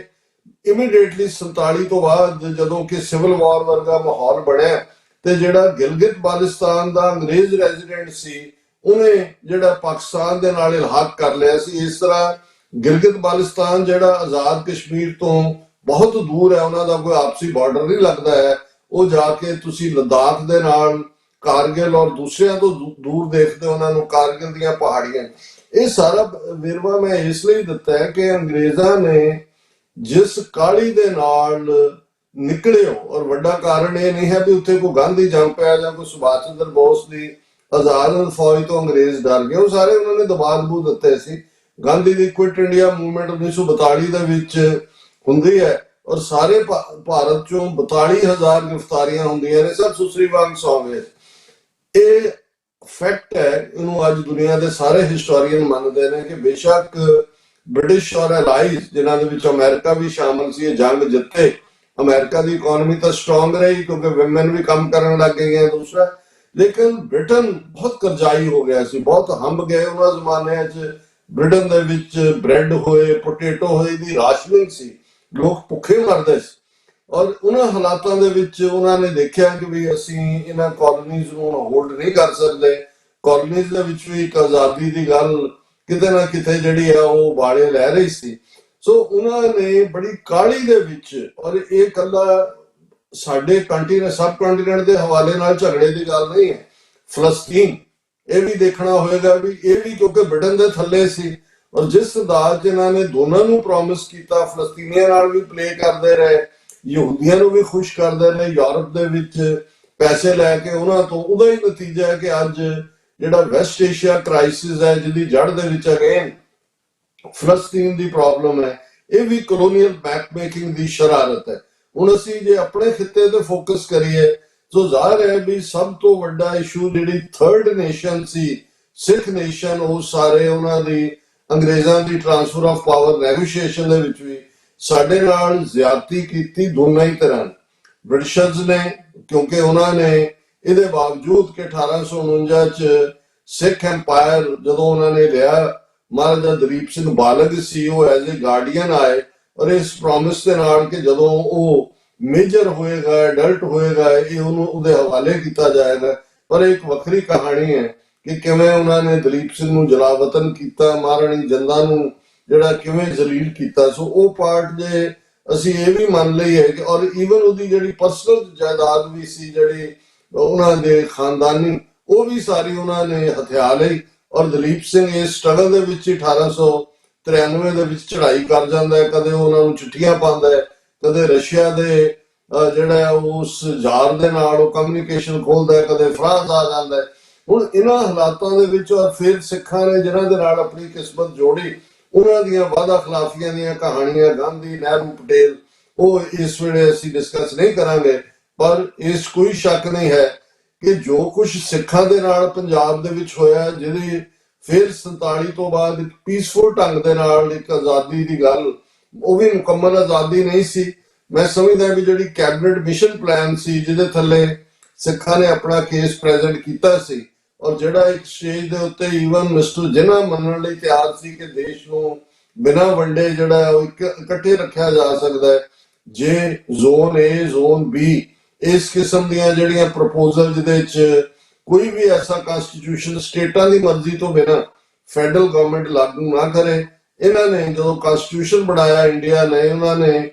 ਟਰੂ ਫੈਡਰਲ ਯੂਨਿਟ ਦੀ ਥਾਂ ਤੇ ਜਿਹੜਾ ਇਹਨਾਂ ਦਾ ਪ੍ਰੋਮਿਸ ਸੀ, ਜਿਵੇਂ ਅਮਰੀਕਾ ਜਿਸੀ ਯੂਨਾਈਟਿਡ ਸਟੇਟਸ ਆਫ ਅਮਰੀਕਾ ਕਹਿੰਦੇ ਆ, ਇਹਨਾਂ ਨੇ ਉਸ ਨੂੰ ਇਹਦੇ ਬਾਵਜੂਦ ਕਿ ਭਾਰਤ ਦੇ ਵਿੱਚ ਅੱਜ 28 ਸੂਬੇ ਨੇ, ਤੇ ਇਸ ਗੱਲ ਦਾ ਧਿਆਨ ਰਹੇ ਕਿਸੇ ਦੀ ਲੈਂਗੁਏਜ, ਕਿਸੇ ਦਾ ਕਲਚਰ, ਕਿਸੇ ਦਾ ਪਹਿਰਾਵਾ, ਕਿਸੇ ਦਾ ਫੂਡ, ਕਿਸੇ ਦਾ ਰਹਿਣ ਸਹਿਣ, ਕਿਸੇ ਦੀ ਤਹਿਜ਼ੀਬ ਇੱਕ ਦੂਜੇ ਨਾਲ ਨਹੀਂ ਮਿਲਦੀ। ਲੇਕਿਨ ਇਹਦੇ ਬਾਵਜੂਦ ਸਟ੍ਰਿਕਟ ਫੈਡਰਲ ਸਟਰਕਚਰ ਜਿਹੜਾ ਕਨਸਟੀਟਿਊਸ਼ਨ ਚ ਵੀ ਭਾਵੇਂ ਉਸ ਦਾ ਇੰਨਾ ਸਖਤੀ ਦਾ ਪ੍ਰੋਵੀਜ਼ਨ ਨਹੀਂ ਸੀ, ਉਹਦੇ ਚ ਉਹਨਾਂ ਨੇ ਦੋ ਕਿਸਮ ਦੇ, ਇੱਕ ਜਿਹੜੇ ਨੇ ਸਟੇਟ ਸਬਜੈਕਟਸ ਦਿੱਤੇ, ਇੱਕ ਫੈਡਰਲ ਦਿੱਤੇ। ਕੁਝ ਰੈਜ਼ੀਡੂਅਲ ਪਾਵਰ ਸੀਗੀਆਂ ਜਿਹੜੀਆਂ ਗ੍ਰੇ ਏਰੀਆ ਚ ਰੱਖੀਆਂ। ਔਰ ਇਸ 80 ਸਾਲ ਚ ਅਸੀਂ ਦੇਖਦੇ ਹਾਂ ਕਿ ਉਹਨਾਂ ਨੇ ਫੈਡਰਲ ਨਾਂ ਦੇ ਥੱਲੇ ਜਿਹੜੀਆਂ ਸਟੇਟਸ ਨੂੰ ਪਾਵਰ ਸੀ, ਜਿਵੇਂ ਲਾ ਐਂਡ ਆਰਡਰ ਸਿਚੁਏਸ਼ਨ, ਹੁਣ ਜੇ ਤੁਸੀਂ NSA ਵਰਗੀ ਬਾਡੀ ਬਣਾ ਕੇ ਪੰਜਾਬ ਦੇ 22-23 ਜ਼ਿਲ੍ਹਿਆਂ 'ਚ ਉਹਨਾਂ ਦੇ ਦਫ਼ਤਰ ਖੋਲ ਦਿਓਗੇ ਤਾਂ ਤੁਸੀਂ ਲਾ ਐਂਡ ਆਰਡਰ ਲੈ ਲਿਆ। ਐਜੂਕੇਸ਼ਨ ਸਟੇਟ ਦਾ ਸਬਜੈਕਟ ਸੀ, ਉਹਦੇ ਥੱਲੇ ਤੁਸੀਂ ਯੂਨੀਵਰਸਿਟੀ ਗ੍ਰਾਂਟਸ ਕਮਿਸ਼ਨ ਥੱਲੇ ਪਹਿਲਾਂ ਮਨੀ ਨੂੰ ਐਜ਼ ਏ ਵੈਪਨ ਯੂਜ਼ ਕਰਕੇ ਯੂਨੀਵਰਸਿਟੀਜ਼ ਤੇ ਕੰਟਰੋਲ ਕੀਤਾ। ਹੌਲੀ ਹੌਲੀ ਅੱਜ ਤੁਸੀਂ ਦੇਖ ਰਹੇ ਹੋ ਵੀ ਸਿਲੇਬਸ, ਸਕੂਲ ਲੈਵਲ ਦਾ ਸਿਲੇਬਸ ਔਰ ਜਨ ਗਣ ਮਨ ਔਰ वंदे मातरम एक कंपलसरी और ਹੁਣ 3 ਸਾਲ ਦੀ ਸਜ਼ਾ ਦਾ ਪ੍ਰਾਵਧਾਨ ਔਰ ਦੂਸਰਾ। ਸੋ ਮੈਂ ਸਮਝਦਾ ਵੀ ਇਸ ਸਾਰੇ ਨੂੰ ਜੇ ਦੇਖਣਾ ਹੋਏ ਕਿ ਉਸ ਖਿੱਤੇ ਦੇ ਵਿੱਚ ਔਰ ਜਿਸ ਪੀਰੀਅਡ ਦੇ ਵਿੱਚ ਬੁੱਧ ਦਾ ਜ਼ਿਕਰ ਹੁੰਦਾ ਹੈ, ਬੁੱਧ ਦੀ ਫਿਲਾਸਫੀ ਦਾ ਜ਼ਿਕਰ ਹੁੰਦਾ ਹੈ, ਇਸ ਗੱਲ ਦਾ ਧਿਆਨ ਰਹੇ ਕਿ 570 ਸਟੇਟਾਂ ਉਸ ਪੀਰੀਅਡ ਦੇ ਵਿੱਚ ਭਾਰਤ ਦੇ ਵਿੱਚ ਐਗਜ਼ਿਸਟ ਕਰਦੀਆਂ ਸੀ ਬੁੱਧ ਈਰਾ ਦੇ ਵਿੱਚ। ਇਹ ਗੱਲ ਇਸ ਲਈ ਵੀ ਜ਼ਰੂਰੀ ਹੈ ਕਿ ਲਗਭਗ ਇੰਨੇ ਹੀ ਨੰਬਰ ਦੇ ਵਿੱਚ ਰਿਆਸਤਾਂ ਸੀ 47 ਤੋਂ ਬਾਅਦ। 2/3 ਜਿਹੜਾ ਖਿੱਤਾ ਸੀ ਉਹ ਭਾਰਤ ਔਰ ਪਾਕਿਸਤਾਨ 'ਚ ਵੰਡਿਆ ਗਿਆ। 1/3 ਜਿਹੜੀ ਟੈਰੀਟਰੀ ਹੈ ਉਹ ਮਹਾਰਾਜਿਆਂ ਦੇ ਕੋਲ ਸੀ ਔਰ ਉਹ ਇਹ ਸਮਝਦੇ ਸੀ ਜਿਵੇਂ ਜੂਨਾਗੜ੍ਹ ਰਿਆਸਤ ਜਾਂ ਹੈਦਰਾਬਾਦ ਰਿਆਸਤ ਜਾਂ ਜੰਮੂ ਕਸ਼ਮੀਰ ਦੀ ਰਿਆਸਤ ਕਿ ਭਾਈ ਸਾਡੇ ਕੋਲ ਇੰਡੀਪੈਂਡੈਂਟ ਰਹਿਣ ਦਾ ਹੱਕ, ਕਿਉਂਕਿ ਉੱਥੇ ਵੀ ਅੰਗਰੇਜ਼ਾਂ ਨੇ ਗ੍ਰੇ ਏਰੀਆ ਰੱਖਿਆ ਹੋਇਆ। ਇਹ ਵੀ ਕਿਹਾ ਵੀ ਤੁਹਾਡੀ ਮਰਜ਼ੀ ਹੈ ਵੀ ਤੁਸੀਂ ਇੰਡੀਪੈਂਡੈਂਟ ਰਹਿਣਾ ਚਾਹੁੰਦੇ ਹੋ ਕਿ ਇੰਡੀਆ ਜਾਂ ਪਾਕਿਸਤਾਨ ਜਿਹਨੂੰ ਵੀ ਜੁਆਇਨ ਕਰਨਾ ਚਾਹੁੰਦੇ ਹੋ। ਪਰ ਉਹਨਾਂ ਦੇ ਨਾਲ ਕੀ ਵਾਪਰਿਆ ਇਹ ਸਾਡੇ ਸਾਹਮਣੇ ਹੈ। ਜੂਨਾਗੜ੍ਹ ਨੂੰ ਫੋਰਸੀਬਲੀ ਲੈ ਕੇ ਫਿਰ ਉਹਨਾਂ ਨੇ ਆਰਟੀਫੀਸ਼ੀਅਲ ਰੈਫਰੈਂਡਮ, ਅੱਜ ਜਦੋਂ ਕਹਿੰਦੇ ਨੇ ਜੀ ਰੈਫਰੈਂਡਮ ਕੀ ਹੁੰਦਾ, ਇਹਨਾਂ ਨੂੰ ਪੁੱਛੋ, ਇਹਨਾਂ ਨੇ ਜੂਨਾਗੜ੍ਹ 'ਚ ਵੀ ਰੈਫਰੈਂਡਮ ਕਰਵਾਇਆ ਹੋਇਆ ਹੈ, ਇਹਨਾਂ ਨੇ ਹੈਦਰਾਬਾਦ 'ਚ ਵੀ ਕਰਵਾਇਆ ਹੋਇਆ ਹੈ ਔਰ ਈਵਨ ਜਿਹੜਾ ਹੁਸੈਨੀ ਵਾਲਾ ਸ਼ਹੀਦ ਭਗਤ ਸਿੰਘ ਔਰ ਉਹਨਾਂ ਦੀ ਸਮਾਧੀ ਜਿਹੜੀ ਉਹਦੇ ਬਦਲੇ 13 ਪਿੰਡ ਦਿੱਤੇ ਹੋਏ ਨੇ ਔਰ ਇਹ ਸਾਰੇ ਦੇ ਵਿੱਚ ਇਵੇਂ ਬੰਗਲਾਦੇਸ਼ ਨਾਲ ਬਾਰਡਰ ਫਿਕਸ ਕਰਨ ਲਈ ਵੀ ਰੈਫਰੈਂਡਮ ਕਰਵਾਇਆ ਹੋਇਆ। ਇਹ ਸਾਰੀ ਬੈਕਗ੍ਰਾਉਂਡਸ ਜੇ ਅਸੀਂ ਦੇਖੀਏ ਤਾਂ ਭਾਰਤ ਦੇ ਉੱਤਰ ਦੇ ਵਿੱਚ ਪੰਜਾਬ ਔਰ ਜੰਮੂ ਕਸ਼ਮੀਰ ਇਹ ਦੋ ਵੱਡੀਆਂ ਇਨਸਰਜੈਂਸੀਜ਼ ਵੀ ਜਿਨ੍ਹਾਂ ਦੇ ਵਿੱਚ ਹੋਈਆਂ ਨੇ, ਜਿਨ੍ਹਾਂ ਦਾ ਜੈਨੂਇਨ ਰਾਈਟ ਵੀ ਬਣਦਾ ਹੈ ਕਿਉਂਕਿ ਧੱਕੇ ਦੇ ਨਾਲ ਇਹਨਾਂ ਨੇ ਜਿਹੜਾ, ਔਰ ਜੰਮੂ ਕਸ਼ਮੀਰ ਦੇ ਮਾਮਲੇ 'ਚ ਰੈਫਰੈਂਡਮ ਜਾਂ ਪਲੇਬਿਸਾਈਟ ਦਾ ਯੂਨਾਈਟਿਡ ਨੇਸ਼ਨਸ ਮੰਨ ਕੇ ਆਏ ਹੋਏ ਨੇ। ਨਹਿਰੂ ਇਸ ਕੇਸ ਨੂੰ ਲੈ ਕੇ ਗਿਆ ਸੀ। ਪੰਜਾਬ ਦੇ ਮਾਮਲੇ 'ਚ ਇਹਨਾਂ ਦੇ ਬੇਸ਼ੱਕ ਪ੍ਰੋਮਿਸਸ ਸੀ ਲੇਕਿਨ ਇਸ 'ਚ ਕੋਈ ਸ਼ੱਕ ਨਹੀਂ ਹੈ ਕਿ ਸਿੱਖਾਂ ਨੇ ਦੋ ਸਿੱਖ ਨੁਮਾਇੰਦੇ ਜਿਹੜੇ ਅਕਾਲੀ ਦਲ ਨੂੰ ਰਿਪਰੈਜ਼ੈਂਟ ਕਰਦੇ ਸੀ, ਭੁਪਿੰਦਰ ਸਿੰਘ ਮਾਨ ਔਰ ਸਰਦਾਰ ਹੁਕਮ ਸਿੰਘ, ਉਹਨਾਂ ਨੇ ਭਾਰਤੀ ਸੰਵਿਧਾਨ ਦੇ ਖਰੜੇ ਦੇ ਉੱਤੇ ਦਸਤਖਤ ਕਰਨ ਤੋਂ ਨਾ ਕਰ ਦਿੱਤੀ ਸੀ। ਸੋ ਡੀ ਫੈਕਟੋ ਅਸੀਂ ਕੈਪਚਰ ਹੋਏ ਲੇਕਿਨ ਡੀ ਜੂਰਿਸ ਅਸੀਂ ਇਹਨਾਂ ਦਾ ਹਿੱਸਾ ਨਹੀਂ। ਨਾਰਥ ਈਸਟ ਦੇ ਵਿੱਚ ਲਗਭਗ ਬੇਸ਼ੱਕ ਅਸੀਂ 7 ਸਟੇਟਾਂ ਦਾ ਜ਼ਿਕਰ ਕਰਦੇ ਹਾਂ ਜਿਹੜਾ over A period of time ਬਣੀ ਹੈ, ਲੇਕਿਨ ਇਸ ਦਾ ਵਿੱਚ ਵੀ ਕੋਈ ਸ਼ੱਕ ਨਹੀਂ ਹੈ ਕਿ ਅੱਜ ਬੇਸ਼ੱਕ ਦੁਬਾਰਾ ਨਾਗਿਆਂ ਦਾ ਉਹਨਾਂ ਦੇ ਨਾਲ 22 ਸਾਲ ਪਹਿਲਾਂ ਇਹਨਾਂ ਨੇ ਪੀਸ ਐਗਰੀਮੈਂਟ ਕੀਤਾ, ਉਹਨੂੰ ਬਿਲਕੁਲ ਫੁੱਲਫਿਲ ਨਹੀਂ ਕੀਤਾ। ਲਾਲ ਡੈਂਗਾ ਦੇ ਨਾਲ ਜੋ ਹੋਇਆ ਔਰ ਅੱਜ ਵਾਪਸ ਜਿਹੜੀਆਂ ਨਾਰਥ ਈਸਟ ਦੀਆਂ ਸਟੇਟਾਂ ਦੇ ਵਿੱਚ ਕਿਤੇ ਨਾ ਕਿਤੇ ਵਰਸਟ ਫਾਰਮ ਦੇ ਵਿੱਚ ਅਸੀਂ ਮਨੀਪੁਰ ਦੇਖ ਰਹੇ ਹਾਂ। ਪਿਛਲੇ 3 ਸਾਲ ਤੋਂ ਮਨੀਪੁਰ ਬੁਰੀ ਤਰ੍ਹਾਂ ਸੜ ਰਿਹਾ ਹੈ। ਉਹਦੇ 'ਚ ਇੱਕ ਪਾਸੇ ਜਿਹੜੇ ਨੇ ਨਾਗਾ ਕਬੀਲੇ ਨੇ, ਇੱਕ ਪਾਸੇ ਜਿਹੜੇ ਨੇ ਕੁਕੀ ਕਬੀਲੇ ਨੇ, ਦੂਸਰੇ ਪਾਸੇ ਜਿਹੜੇ ਨੇ ਉਹ ਮਨੀਪੁਰ ਦੇ ਓਰੀਜਨਲ ਇਨਹੈਬੀਟੈਂਟ ਔਰ ਉਹ ਹਾਲਾਂ ਮਨੀਪੁਰ ਇੱਕ ਹਿੰਦੂ ਸਟੇਟ ਮੈਜੋਰਿਟੀ ਹੈ ਲੇਕਿਨ ਕਿਉਂਕਿ ਦਿੱਲੀ ਦੀ ਨੀਅਤ ਜਿਹੜੀ ਆ ਉਹ ਹਿੰਦੂਤਵਾ ਦੇ ਏਜੰਡੇ ਨੂੰ ਲਾਗੂ ਕਰਨ ਦੀ ਹੈ, ਉਹਨਾਂ ਦੇ ਲਈ ਆਪਣੇ ਕਬੀਲਿਆਂ ਦਾ ਔਰ ਆਪਣਾ ਜਿਹੜੀ ਵਿਰਾਸਤ ਹੈ ਉਹ ਜ਼ਿਆਦਾ ਇੰਪੋਰਟੈਂਟ ਹੈ। ਵਿਦ ਇਨ ਕੰਟਰੀ ਬੇਸ਼ੱਕ ਤਮਿਲਨਾਡੂ ਨੇ, ਜਿਹਨੂੰ ਅੱਜ ਨਾਡੂ ਮਸਲਮ ਨੇਸ਼ਨ ਹੁੰਦਾ ਹੈ, ਜਿਵੇਂ ਮਹਾਰਾਸ਼ਟਰ ਬਣਾ ਦਿੱਤਾ ਵੀ ਇੱਕ ਪਾਸੇ ਹਿੰਦੂ ਰਾਸ਼ਟਰ ਕਹਿੰਦੇ ਨੇ, ਉਹਨਾਂ ਨੇ ਮਹਾਰਾਸ਼ਟਰ, ਉਹਨਾਂ ਦਾ ਜਿਹੜਾ ਨੈਸ਼ਨਲਿਜ਼ਮ ਹੈ ਉਹ ਆਪਣੇ ਤੋਂ ਉਹ ਤਹਿਜ਼ੀਬ ਦੇ ਉੱਤੇ ਖੜਾ ਹੈ ਔਰ 1950 ਦੇ ਵਿੱਚ ਉਹਨਾਂ ਇਹ ਠੀਕ ਹੈ ਕਿ ਤਮਿਲਨਾਡੂ 'ਚ ਕਦੇ ਵੀ ਤਮਿਲਨਾਡੂ ਨੂੰ ਇੰਡੀਆ ਨਾਲੋਂ ਇੰਡੀਪੈਂਡੈਂਟ ਕਰਨ ਦੀ ਲਹਿਰ ਨਹੀਂ ਆਈ, ਲੇਕਿਨ ਜਿਹੜੀ ਲਹਿਰ ਉੱਥੇ 1950 'ਚ ਖੜੀ ਹੋਈ ਉਹਨਾਂ ਦੀ ਆਪਣੀ ਤਹਿਜ਼ੀਬ ਬੋਲੀ ਨੂੰ ਲੈ ਕੇ, ਉਹਦਾ ਰੂਪ ਰੰਗ ਰੁੱਖ ਚੱਕ ਉਹੀ ਸੀ। ਉਹ ਸ਼ਾਇਦ ਸਾਡੇ ਤੋਂ ਜ਼ਿਆਦਾ ਸਿਆਣੇ ਨੇ, ਸਿੱਧੇ ਤੌਰ ਤੇ ਕੁੱਟ ਨਹੀਂ ਖਾਣਾ ਚਾਹੁੰਦੇ, ਪਰ ਉਹਨਾਂ ਨੇ, ਔਰ ਇਹੀ ਕਾਰਨ ਸੀ ਕਿ ਜਦੋਂ ਸ੍ਰੀਲੰਕਾ ਦੇ ਵਿੱਚ ਤਮਿਲ ਇੰਸਰਜੈਂਸੀ ਖੜੀ ਕੀਤੀ ਇੰਡੀਅਨ ਏਜੰਸੀਆਂ ਨੇ, ਰਾਅ ਨੇ, ਉਹ ਬੇਸ਼ੱਕ ਉਹਨਾਂ ਦਾ ਸਿਹਾਲੀ ਮੈਜੋਰਿਟੀ ਨੂੰ ਅਨਕੰਫਰਟੇਬਲ ਕਰਨ ਲਈ ਸੀ, ਪਰ ਤਮਿਲਨਾਡੂ ਦੇ ਵਿੱਚ ਕਿਉਂ ਹਮਦਰਦੀ ਸੀ ਉਹਨਾਂ ਤਮਿਲਾਂ ਦੇ ਨਾਲ? ਇਸ ਲਈ ਨਹੀਂ ਕਿ ਉਹ ਉਹਨਾਂ ਦਾ ਕੋਈ ਹਿੱਸਾ ਸਨ, ਉਹ ਉਹਦੇ ਚੋਂ ਆਪਣਾ ਨੇਸ਼ਨਹੁੱਡ ਦੇਖ ਰਹੇ ਸੀ। ਇਹੀ ਕਾਰਨ ਸੀ ਕਿ ਕਰੁਣਾਨਿਧੀ ਦੀ ਸਰਕਾਰ ਹੋਏ, ਦੂਸਰੇ ਹੋਏ, ਉਹਨਾਂ ਨੇ ਬਹੁਤ ਜ਼ਿਆਦਾ ਮਦਦ ਕੀਤੀ ਹੋਈ ਹੈ ਉਹਨਾਂ ਤਮਿਲਾਂ ਦੀ ਜਿਹੜੇ ਕਿ ਸ੍ਰੀਲੰਕਾ ਦੇ ਵਿੱਚ ਲੜ ਰਹੇ ਸੀ, ਕਿਉਂਕਿ ਤਮਿਲਨਾਡੂ ਸਾਰੇ ਦਾ ਸਾਰਾ ਹਮਦਰਦੀ ਰੱਖਦਾ ਸੀ ਉਹ ਉਹਨਾਂ ਦੀ। ਔਰ ਜਦੋਂ ਇੰਡੀਆ ਨੇ ਰਿਅਲਾਈਜ਼ ਕੀਤਾ ਕਿ ਵੀ ਇਹ ਜਿਹੜਾ ਤਮਿਲ ਨੈਸ਼ਨਹੁੱਡ ਜਿਹੜਾ ਸਿਹਾਲੀਜ਼ ਲੋਕਾਂ ਦੇ ਗੋਡੇ ਲਗਾਉਣ ਲਈ ਸੀ, ਇਹਦਾ ਹੱਥੋਂ ਨਿਕਲਦਾ ਜਾਂਦਾ ਹੈ। ਇਹਦੇ ਦੇਖੋ ਦੇਖੀ ਤਮਿਲਨਾਡੂ ਦੇ ਵਿੱਚ ਆਪਣੀ ਨੇਸ਼ਨਹੁੱਡ ਦੀ ਜਿਹੜੀ ਹੈ ਸਪਿਰਿਟ ਆ ਰਹੀ ਹੈ। ਉਹਨਾਂ ਨੇ ਜਦੋਂ ਕ੍ਰਸ਼ ਕਰਨਾ ਚਾਹਿਆ ਰਾਜੀਵ ਗਾਂਧੀ ਨੇ ਜੋ ਪੀਸ ਡੀਲ ਕੀਤੀ ਉਹਦਾ ਨਤੀਜਾ ਉਹਨੂੰ ਆਪਣੀ ਜਾਨ ਤੋਂ ਹੱਥ ਧੋਣੇ ਪਏ। ਸੋ ਇਨ ਦਾ ਮੀਨ ਟਾਈਮ ਇਹ ਕਿਉਂਕਿ ਇਲਾਕਾਈ ਜਾਂ ਤਹਿਜ਼ੀਬੀ ਤੌਰ ਦੇ ਉੱਤੇ ਸਾਊਥ, ਔਰ ਅੱਜ ਵੀ ਜੇ ਇਸ ਗੱਲ ਦਾ ਧਿਆਨ ਰਹੇ, ਬੇਸ਼ੱਕ ਪੋਲੀਟੀਕਲੀ ਉਹਨਾਂ ਨੇ ਕੋਈ ਸੈਪਰੇਸ਼ਨ ਦੀ ਲਾਈਨ ਨਹੀਂ ਲਈ ਹੋਈ, ਪਰ ਜਦੋਂ ਤਮਿਲਨਾਡੂ, ਕਰਨਾਟਕਾ, ਆਂਧਰਾ, ਕੇਰਲਾ ਔਰ ਤੇਲੰਗਾਨਾ 5 ਸਟੇਟਾਂ ਆਪਣਾ ਇਕਨੋਮਿਕਲ ਜ਼ੋਨ ਬਣਾਉਂਦੀਆਂ ਨੇ, ਤਾਂ ਇਹਦੇ ਚੋਂ ਅਸੀਂ ਦੇਖ ਸਕਦੇ ਹਾਂ ਕਿ ਇਹਦੇ ਚੋਂ ਨੇਸ਼ਨਹੁੱਡ ਦੀ ਖੁਸ਼ਬੂ ਆਉਂਦੀ ਹੈ, ਕਿਉਂਕਿ ਉਹ ਇਹ ਸਮਝਦੇ ਨੇ ਕਿ ਵੀ ਸਾਡੀ ਇਕਨੋਮੀ ਜਿਹਦੇ ਚ ਅਸੀਂ ਫੈਮਿਲੀਜ਼ ਨੂੰ ਕੰਟਰੋਲ ਕੀਤਾ ਹੈ, ਫੈਮਿਲੀ ਪਲੈਨਿੰਗ ਇੰਪਲੀਮੈਂਟ ਕੀਤੀ ਹੈ, ਇਸ ਸਾਰੇ ਦੇ ਥੱਲੇ ਜੋ ਅਸੀਂ ਰਿਸੋਰਸ ਜਨਰੇਟ ਕਰ ਰਹੇ ਹਾਂ, ਜਿਹੜੀ ਹਿੰਦੂ ਬੈਲਟ ਹੈ ਜਿਸ ਦੇ ਵਿੱਚ ਯੂਪੀ, ਮੱਧ ਪ੍ਰਦੇਸ਼, ਰਾਜਸਥਾਨ, ਉੱਤਰਾਖੰਡ ਔਰ ਰਾਜਸਥਾਨ ਸ਼ਾਮਲ ਨੇ, ਜਿੱਥੇ ਇੰਤਹਾ ਉਹਨਾਂ ਦੇ ਵੱਡੇ ਵੱਡੇ ਟੱਬਰ ਨੇ, 6-6, 8-8 ਬੱਚੇ ਨੇ, ਕਿ ਵੀ ਇਹ ਸਾਡਾ ਖਾਰ ਹੈ। ਸੋ ਭਾਰਤ ਜਿਹੜਾ ਇਹ ਠੀਕ ਹੈ, ਅੱਜ ਦੇਖਣ ਵਾਲਿਆਂ ਨੂੰ ਇਹ ਲੱਗਦਾ ਹੋਏਗਾ, ਔਰ ਜਿਵੇਂ ਕੱਲ ਉਹਨੇ ਬੜਾ ਵੱਡੀ ਗੱਪ ਮਾਰੀ ਹੈ ਜਿਹੜੀ ਇਹਨਾਂ ਦੀ ਫਾਈਨੈਂਸ ਮਿਨਿਸਟਰ ਹੈ ਕਿ ਜੀ IMF ਨੇ ਕਿ ਪਤਾ ਨਹੀਂ ਕਿਹਨੇ ਕਿਹਾ ਹੈ ਕਿ ਜੀ 2029 ਤੱਕ $5 ਟ੍ਰਿਲੀਅਨ ਦੀ ਸਾਡੀ ਦੁਨੀਆ ਦੀ ਵੱਡੀ ਇਕਨੋਮੀ ਬਣ ਜਾਏਗੀ। ਫੈਕਟ ਆਫ ਦਾ ਮੈਟਰ ਇਹ ਹੈ ਵੀ ਇਹ ਸਾਰੀਆਂ ਫਾਲਟ ਲਾਈਨਸ, ਜਦੋਂ ਅਸੀਂ ਇਹ ਫਾਲਟ ਲਾਈਨ ਜਿਹਦਾ FAULT ਲਫ਼ਜ਼ ਹੈ, ਇਹ ਇਨਫੈਕਟ ਜਿਨ੍ਹਾਂ ਥਾਵਾਂ ਦੇ ਉੱਤੇ ਫਾਲਟ ਲਾਈਨਸ ਹੁੰਦੀਆਂ ਨੇ ਉੱਥੇ ਅਰਥਕੁਏਕ ਆਉਣ ਦੀਆਂ ਸੰਭਾਵਨਾਵਾਂ ਹੁੰਦੀਆਂ ਨੇ। ਨਾ ਆਏ ਤਾਂ ਭਾਵੇਂ 10 ਸਾਲ ਨਾ ਆਏ ਤਾਂ ਭਾਵੇਂ ਜਿਵੇਂ ਜਾਪਾਨ ਦੇ ਵਿੱਚ ਹਰ ਚੌਥੇ ਦਿਨ ਅਰਥਕੁਏਕ ਆਇਆ ਹੁੰਦਾ। ਸੋ ਇਹ ਜਿਹੜੀਆਂ ਫਾਲਟ ਲਾਈਨਸ ਨੇ, ਜਿਹੜੀਆਂ ਇਨਫੈਕਟ ਅਲਟੀਮੇਟਲੀ ਨੇਸ਼ਨਹੁੱਡ ਜਾਂ ਤਹਿਜ਼ੀਬੀ ਸੈਪਰੇਸ਼ਨ ਦੇ ਵਿੱਚ ਹੀ ਐਂਡ ਹੋਣਗੀਆਂ, ਉਹਨਾਂ ਦੇ ਵਿੱਚ ਨਾਰਥ ਈਸਟ, ਜਿਹਨੂੰ ਪਿਛਲੇ ਦਿਨਾਂ ਸ਼ਾਇਦ ਕੁਝ ਯੂਰਪ ਦੇ ਵਿੱਚ ਕੋਈ ਸਪੋਰਟਸ ਇਵੈਂਟ ਸੀ